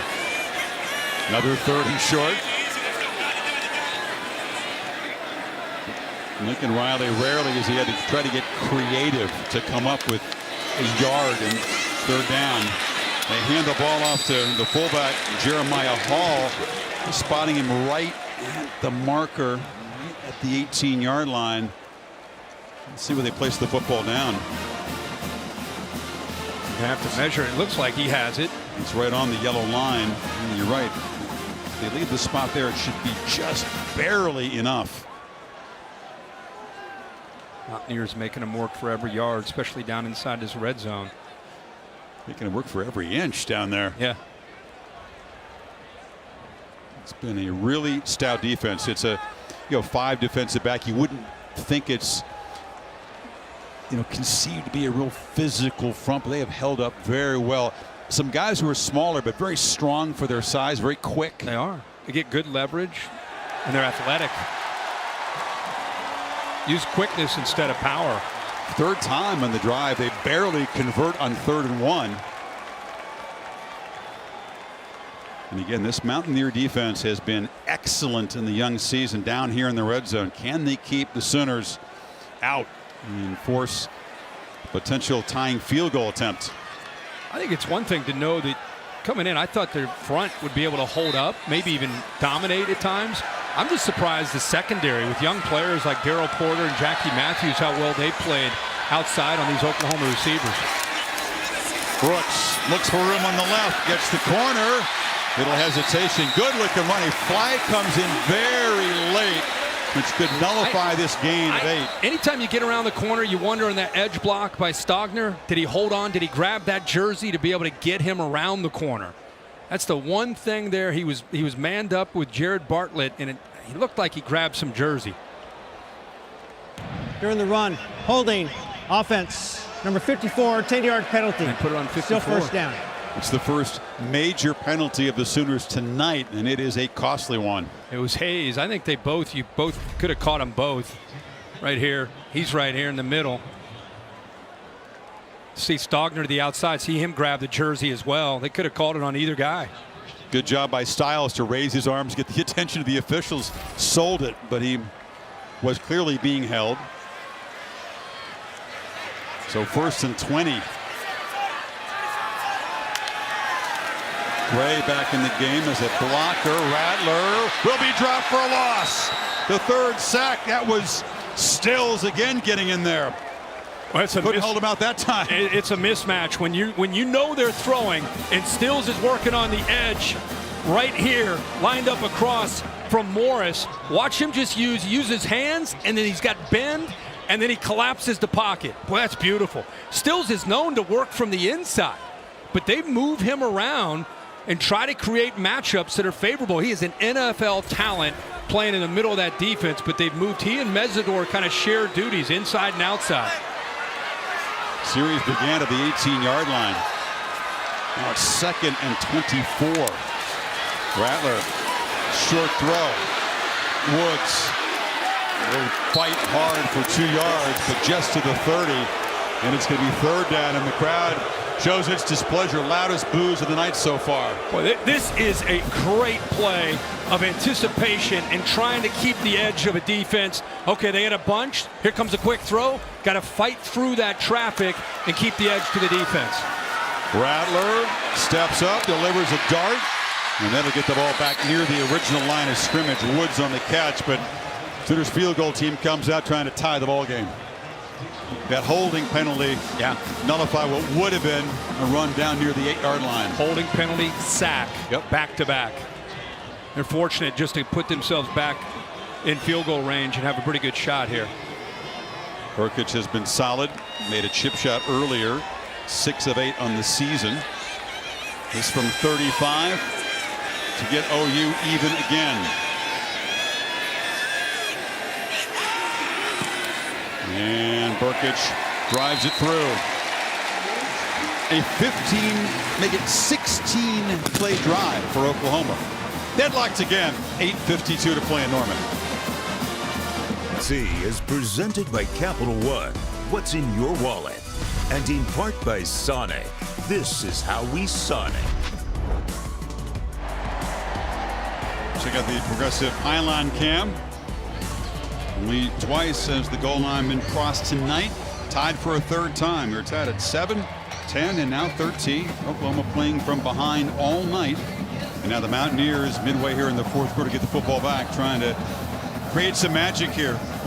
Never beaten Oklahoma in Big 8 or Big 12 conference play, 0-8. Never beaten a top 5 team on the road. Rarely they even come close. And Neil Brown's big underdogs finish the job tonight. Winston Wright awaits the kickoff, and he will leave it there. To Kevin Nagandi for an update.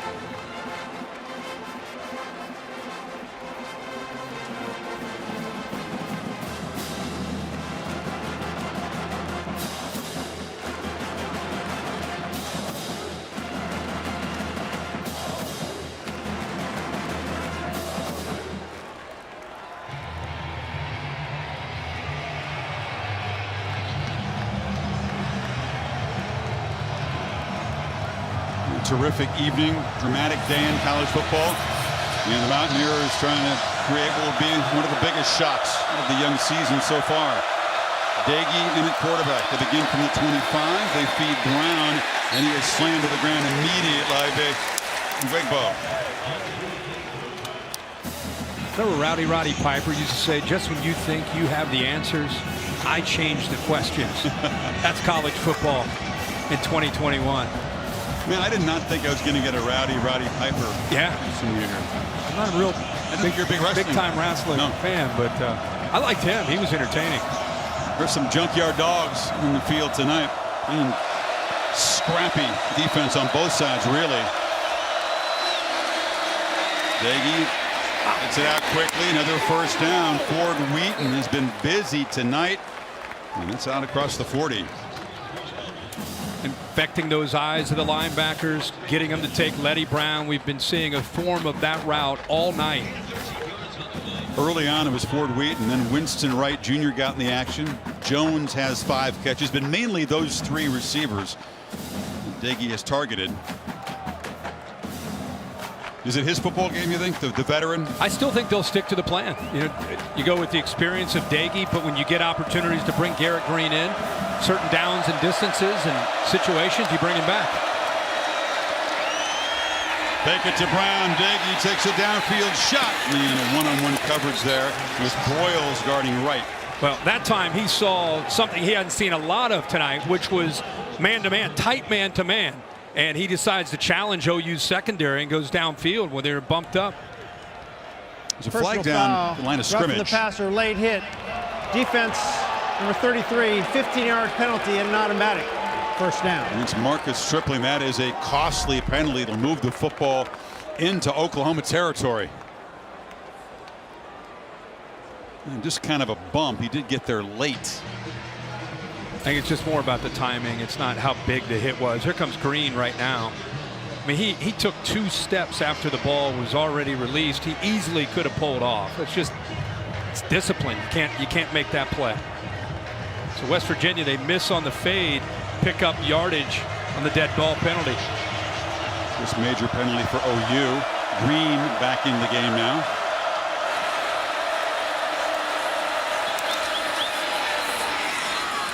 And once again, they try to affect the defense with a crowded backfield and hand the ball off to Brown. Yeah, and having Garrett Green in there to affect the eyes of these linebackers and get them out of position. All you need with Letty Brown, just give him a little crease to get positive yards. There was a defender right there in the hole, and he just ran right by him.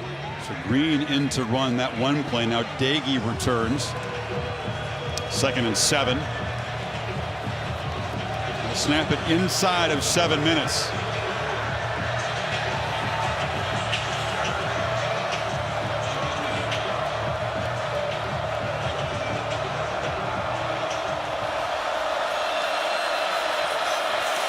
Low snap. Dagey scoops it up, delivers a ball across the middle, and Ford Wheaton on a crossing route, running free, first down to the 31. Yeah, Banks does a good job right here. He'll get upfield and then just, again, underneath.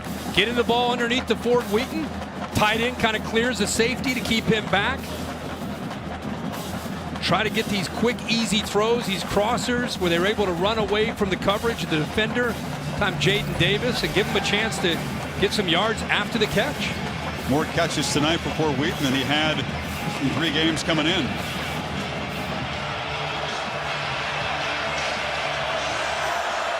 Dagey under center now. And they fake it to Brown on the bootleg. He's got some blockers. Ooh, the space closed down quickly. Had to duck down. 4-yard gain before Asamoah got there. I mean, he's not fleet-footed, but it is worth watching the defensive line. They're all thinking, okay, that's Letty Brown. There's no way they're going to get Dagey outside. They look at the defense. They're like, oh, there he goes. He's on the outside. So for Dagey to go with that and just try to get some positive yards, they'll take anything you can get. Oh, Jared trying to get the legs going. Yeah, Green saying, let me run that play. Give me a chance to get on a corner. Acceleration, not warp. But positive yards, man. Late in the game, you take it. Green is back in the ball game now. On this 2nd down play. You wonder, you've got quarterbacks coming and going here. How does that affect? I think here the center looked like he started to snap the ball and stopped. Snap infraction, number 64, 5-yard penalty, so 2nd down. It's 54, Frazier. Yeah, it's a big ask for these guys, isn't it? Different cadence, different stuff. Yeah, different rhythm. The word's rhythm. Watch the center. He starts to snap and just stops. So now it's Dagey back in there on 2nd and 12. This is Steve Spurrier like, right? You never know who you're going to see from snap to snap at quarterback here. Well, that Jesse and Doug Johnson, like every snap against the Knowles one year. Oh, the snap gets away. Dagey wasn't expecting it. And he has to fall on it way back at the 45. So perhaps his quarterback rotation causing some costly misfires in the last 2 plays. In defense of Zach Frazier, who's a great player, it's exactly what it is. It's a different rhythm. Dagey had no idea that that ball was going to be snapped. Dagey's in the middle of a game. He's on the road. He's got different feel from one quarterback to the other. See his eyes. He's like, oh, the ball just went by me. He's lucky to have the awareness to run back there and pick it up. It's a 21-yard loss, makes it 3rd and 33. They've gone from field goal range to nowhere near field goal range. You need a big play just to have a chance at 3, and that's going to be a short gain for Brown. They hand it off, but the back-to-back miscues, the 5-yard snap infraction, the 21-yard loss on the unexpected snap has killed the drive and sent out the punt team. They'd handled it so well up until that moment, the offensive line in the center. Yep, absolutely. And Frazier needs to shake that off. It's not, I mean, it's no one to blame. I mean, it's always a group effort, but you can understand that there's a different feel and a different rhythm from one quarterback to another. Then you throw in the stress of a last-minute drive like this as well. So Sumter to punt, and it's a short one. Sooners just got to get away from it. It was dangerous there. Drake Stoops in a blocking position. Ball got near him, but they down it at the 7. 3:39 to play. The Arby's running back spotlight shows to you how tough it's been for these running backs at Oklahoma. Yeah, it's because this defensive line's whipped the Oklahoma offensive line most of the night. with penetration, with power, with scheme. It's been really a mismatch, and when OU has not been able to run the ball, it's put a lot on Spencer Rattler. But you look at the OU running backs with Eric Gray and Kennedy Brooks just unable to get on track. 42 now, yards. yeah, Gray has the one catch for 38 yards. Rattler backed up, looking to throw on first down, and zips it in there to Mims, who was open between defenders, and it's a first down. They get some space out across the 20. And Mims is as dangerous as any receiver he has after the catch. That time he just sat down in the zone, and then he and Rattler timed that up very well, gave him a chance after the catch to get more yards, get out of that big hole that they were just in. So a chance for Rattler to silence some of the boos and the critics here tonight. He can engineer a game-winning drive. This is Gray banging forward for about 8. And after the play, there's a scuffle. And the Sooners, Hall had his helmet ripped off. Crowd wanted a penalty. There is no flag down. But just when we talked about how they haven't had many lanes to run the football, some positive yards there. There's some carnage there. The helmet came off. The jersey ripped. That was well after the whistle. What'd you say, old time wrestling? Old Inside of 3 minutes. Big time grappling. Sooners still need about 35 yards to get in reasonable field goal range for Burkett, who's got a great leg from the pocket. Catch made. Another first down. Braden Wills getting the ball first time tonight. They're finding some space in that zone now. Yeah, they kind of flooded the zone with Stogner went deep. And they threw the back Eric Gray out the flat. It's actually a play West Virginia has been running a lot tonight. And then he just settles into the hole right there. And Rattler, you could feel it. I mean, he just seems like he's got some confidence right now in this drive.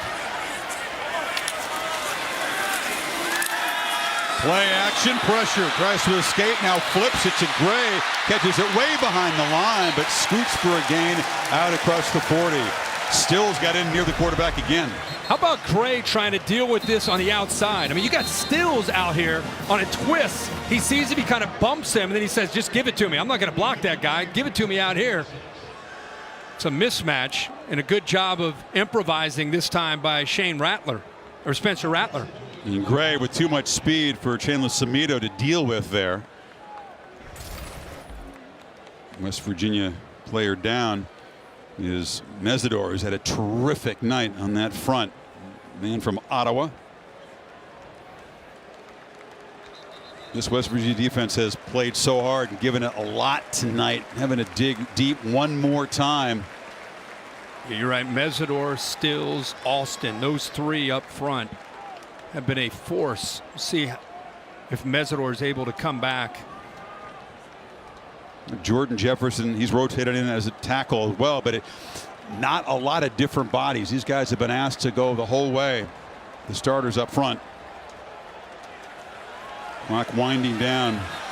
2:15 and counting. Sooners certainly in no hurry. Stoops comes in motion. And Rattler zips it over their far side. Catch made. Staying in bounds is Gray. Smart move there. He's into West Virginia territory with a first down. Yeah, with the motion of Stoops. I think they blew coverage that time. They went downfield with the receivers. Mario Williams, nobody's out in the flat. And Rattler just locates Gray once again, just sneaking out. Nobody picks him up. Positive yards. Gabe Burkett has made field goals from 56, 55 with a lot to spare. They're basically getting very near his field goal range right now. Jet sweep. Williams moved back outside and gained just a yard there. It's funny, he ends up going out of bounds, just trying to fight for yards. I started to think, okay, 136. West Virginia has 3 timeouts. At some point, Neil Brown's got to start thinking about using his own timeouts here to try to give his own quarterback, Daggy, a chance to get in field goal range himself. Yeah, Burkett is so good from distance that it's really affected how Lincoln Riley calls plays.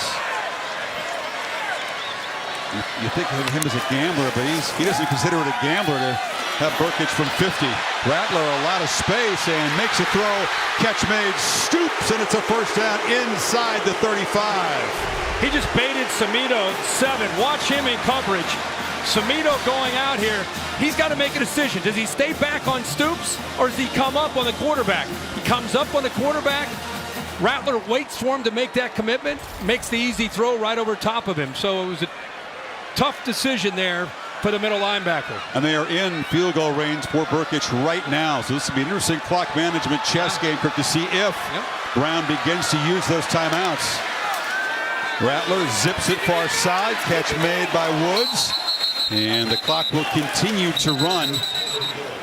Stop for a short gain. The spot is at the 30. West Virginia calls the timeout. Now, right now it would be a 47-yarder. That feels like a chip shot compared to what we've seen Burkett do really in his whole career, but also in the first 3 games this season. Final minute of regulation. Sooners on the move. Going to be a shakeup in the AP rankings, brought to you by Goodyear. Losses by the Aggies to Arkansas. We'll travel to Georgia next. Clemson losing in double overtime. Oklahoma trying to avoid the upset trend here. You know, Spencer Rattler tonight, Kirk, not been the explosive breakout game he hoped for. He's had his frustrations. He's got the student section asking for him to be benched, but he has been poised on this drive. 6 for 6, 54 yards. Mountaineers just get a running start at him and are well in the backfield. You just talked about his poise. He just drew West Virginia off with his hard count with the clap. Outside defense, number 95, 5-yard penalty. Still second down. And when every yard matters to help his kicker, it's a good job of picking up 5 free yards. He has shown poise. It can't be easy to hear the student section chanting for your replacement. He has come out in this final drive. Yeah, there's been some cushions, been some easy throws, but he's executed. Yeah, started this drive in his own inside his own 10-yard line. Hands it off here. Gray running right. He'll fall down out of bounds inside the 20. And this West Virginia defense, they haven't lost the edge all night. I mean, Oklahoma's not been able to run the football. In the biggest drive of this entire game, they've been giving up some running yards that we've not seen. Maybe a little bit gassed at this point after all the work they've done. Wise has to play a lot of snaps. Wills joins Gray in the backfield on this first down play. Rattler keeps it, and they were all over him. Stopped at the line of scrimmage by Bartlett. Neil Brown calls his second timeout at this point. I think Lincoln Riley is going to be able to work this clock down under 5 seconds and give his kicker a chance. They have one more timeout. Yeah, that's not going to really be able to preserve much time. No. Riley can bleed this down and make this kind of a virtual walk-off field goal attempt by Burkett. Big 12 now on ESPN Plus. That's a must-have if you're a fan of this conference. College hoops season just a few weeks away. Big 12 now will have coverage of the men's and women's media days in October. ESPNplus.com/Big 12 now. The transfer portal also comes into play in other sports too. There's 10 newcomers on this OU basketball team this year. Wow. 10. By the way, who would have ever thought you'd stumble into Norman, Oklahoma for a Big 12 game and be at 13-13 awaiting a potential game-winning field goal? Well, not with these two teams. Maybe with eight somebody. A 16-13 final out of Norman. What? It's like the end of the first quarter. It's not like 3 years ago when they had like 400 combined passing yards in one quarter. Yeah. That game in Morgantown.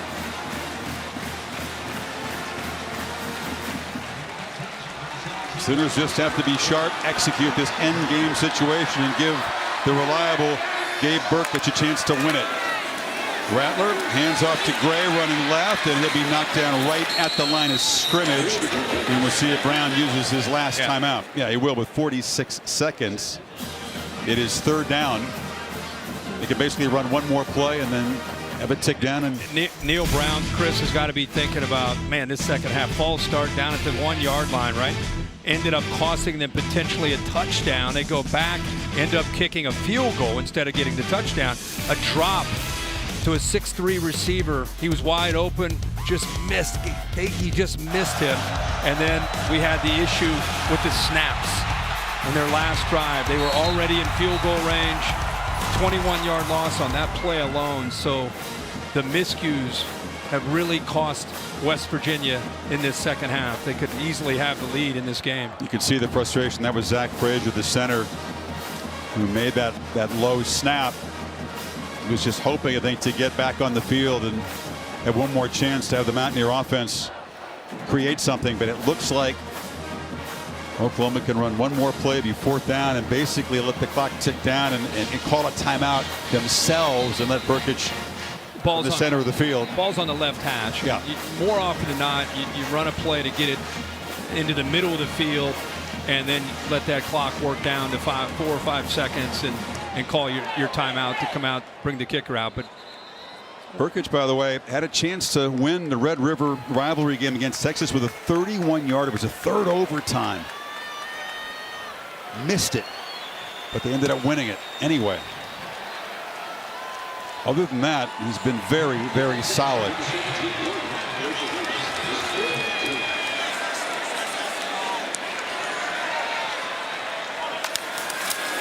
Low snap, Gray runs to the left. A flag comes in. They grab his face mask up high. That'll move it even closer. This will be a chip shot for Burkich. And Mesidor's had such a great game, and coming off of a twist, he's just trying to do everything he can to make a play. 90, see him working around, gets up to make a tackle, and gets up obviously too high into the face mask of Gray. It's tough to focus on the miscues. They've been important, as you said, but this team has played so hard and so well on the road as big underdogs. Personal foul, face mask, defense number 90, half the distance to the goal, an automatic first down. Kind of thing that happens when you're fatigued, right? Mesidor has been off the field, back on the field. And that will move the ball down inside the 10-yard line. And they can just run one more play, let it tick down, call a timeout. And a game they have never led, not for a single second tonight, win it with a final kick.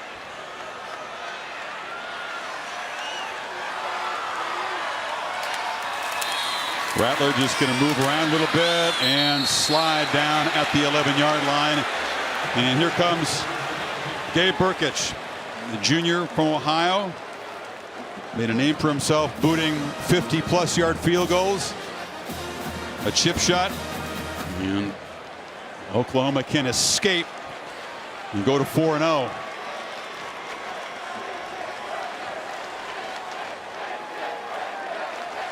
Is that the graphic, guys? Jinx never missed inside of 30 in his career. 16 for 16.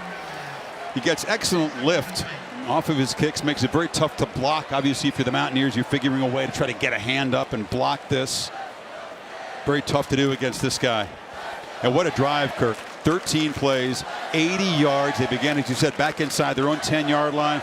Rattler taking what the defense gave him. He was sharp. They got finally got the running game going in that drive. Good combination. I mean, it felt like there was some urgency from Spencer Rattler. You know, I think they made quicker decisions. Ball was out on time. Found those open receivers with his first look and mixed in a little bit of the running game and put him in a position here for a game winner. These folks have had the smorgasbord tonight. They've been ornery, they've been agitated, they've been nervous. They will be relieved if Burkich can win it from 29.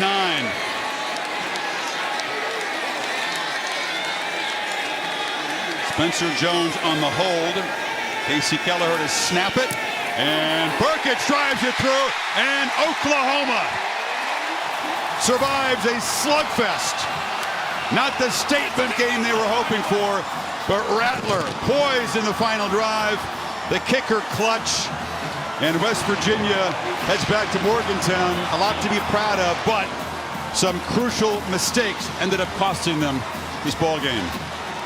Yeah, Oklahoma survive and advance. Wasn't pretty, as you said.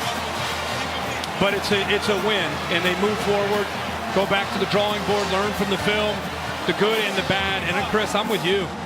I think a lot of people watch this football game and really are impressed from what they saw from West Virginia, especially that defense. It's going to be tough. The Sooners go to Manhattan next, and then the Red River rivalry October 9th against the Longhorns. To Holly Rowe with Lincoln Riley. Well, Coach Riley, you didn't lead in this game until the final moment. How stressful was that on the sideline as you're waiting to see this drive unfold to get the win? It's fun, it's fun. It's fun to see us respond. We're not playing very good offensively right now. We know we got to get better, and I think we will. That's been our history here. But you got to find ways in these seasons. There's always just these ones that come up like this. You got to find a way. We did. We know we got to get a lot better, but we're going to enjoy this one and be ready to go next week. Spencer Rattler's going to take a lot of criticism, but you see him put together a nice drive there to get in field goal range. What did you see from him late in this game? Yeah, we evaluated the whole game, and I thought there's a couple things he missed, but I thought several things we didn't play very good around him, and I was proud of him. I thought he hung in there and trusted it the whole way, gave us a chance right there at the end. He's going to get better. He's going to get coached better. We'll see how we respond. All right, rushing the football, Coach. You know in the Big 12 you're going to have to do a better job running the ball. What can you do there to improve moving forward? Yeah, we didn't do a good job. I could have stayed with it more at times. A couple things schematically. We kind of just took turns. So, listen, offensively, we got to get better everywhere, but I believe in this group, and I know us around here offensively, we'll do it. Let's hope your fans aren't spoiled and that they'll appreciate this as a win, and that was a really tough defense. It was. It was a great win, great atmosphere in here. Oklahoma fans like winning. We're going to try to keep doing it. Thanks so much. Thanks, Coach. Thanks, Holly. They like winning big, however. They had to sweat 23 points last week, 16 points tonight, just the one touchdown. But Burkich, 3 for 3, and never leading until 0-0 on the clock. Yeah, it's a great job. It's a short kick, but it's the pressure, right? You love to see a kicker come through when the pressure is on. Lincoln Riley is going to try to do everything he can to try to spin this in a positive direction. Hey, we won. It wasn't pretty. We kind of advance on. But I'm going to tell you, man, you've been here for a couple days. The local radio shows are tough. You got a quarterback that was booed, and the backup quarterback, there's a chance for him to come into the game. That's a different kind of thing to deal with when you're trying to stay positive. He's going to hear a lot of the noise. He's going to have to block out. Oh, there's going to be a lot of noise. The post-game show is going to be in about 5 minutes, and the hollering will begin. Let's go to Holly with Spencer Rattler. Hey, Spencer, this was kind of a crazy game for you. You don't lead until these final moments. What's going through your mind as the offense continues to struggle? You hear the crowd booing. How are you overcoming all of that? Just finding a way. These past couple weeks, we've had to do that a couple games, and I think it's going to be positive for us in the long run. We just got to play cleaner, do a couple things better, and just finish, and we'll be good. But we're going to put it together. I have no doubt in that. That last drive, you did put it together. You ran the ball. You made good decisions. How did you really put that together when it mattered the most? Yeah, just knowing the decisions I would have made last year in that type of situation, and then coming to this year to where same type of game, same type of score, time frame, 2-minute situations, and not just me but everybody else had a big part in that, and finishing off with Gabe kicking the game winner. I know it's unusual, and you hear the crowd boo. How do you process that moving forward and stay positive, Spencer? I don't worry about that at all. I don't listen to them. They're not on the field. You shouldn't. You did great in this game, and guess what? You won. Yep. Congratulations on opening up Big 12 play with a win. Thank you. Thank you. Have a good one. Thanks. Nobody's taken more advantage of the name, image, likeness rules. This guy has got a lot of deals. He doesn't like to talk about that, but it puts him in a big spotlight. That is part of the fan reaction here. Got a new truck. He got a new car. He's everywhere. But he says he's capable of dealing with this kind of pressure and that fan reaction, which is pretty unique, actually. Yeah, when you're a front runner for the Heisman Trophy preseason, and then you're booed at home week 4, that you could say whatever you want about it. I don't worry about that. You're a human being. Of course, you want your home fans to love you. So they're going to have to continue to take steps together. They're going to have to get better. Their goals this year are major. They've been to the playoff 4 times. They've come up short 4 times. They feel that this team has what it takes to be able to get over the hump. Is the O-line good enough to get where they want to go? I was going to say the reason people think that is the defense. I think we almost always assume with Lincoln Riley the offense is going to be good enough. And that, to me, is a bigger issue than Spencer Rattler, is the offensive line has got to come together and start to become a dominant force. And until they are, it's going to all be on his shoulders. 4-0. We'll see if they drop in the rankings. They head to Manhattan, Kansas, then they head to Texas State Fair in the Red River Showdown. Tonight's game produced by Bill Bonnell, directed by Derek Mobley. Arizona and Oregon in action over on ESPN. The wild day and night not done yet. Now, except on the West Coast, stay tuned for your local news. For Kirk Herbstreit, Holly Rowe, I'm Chris Fowler saying goodnight from Norman, where Rattler and the Sooners survive 16-13 on a walk-off field goal.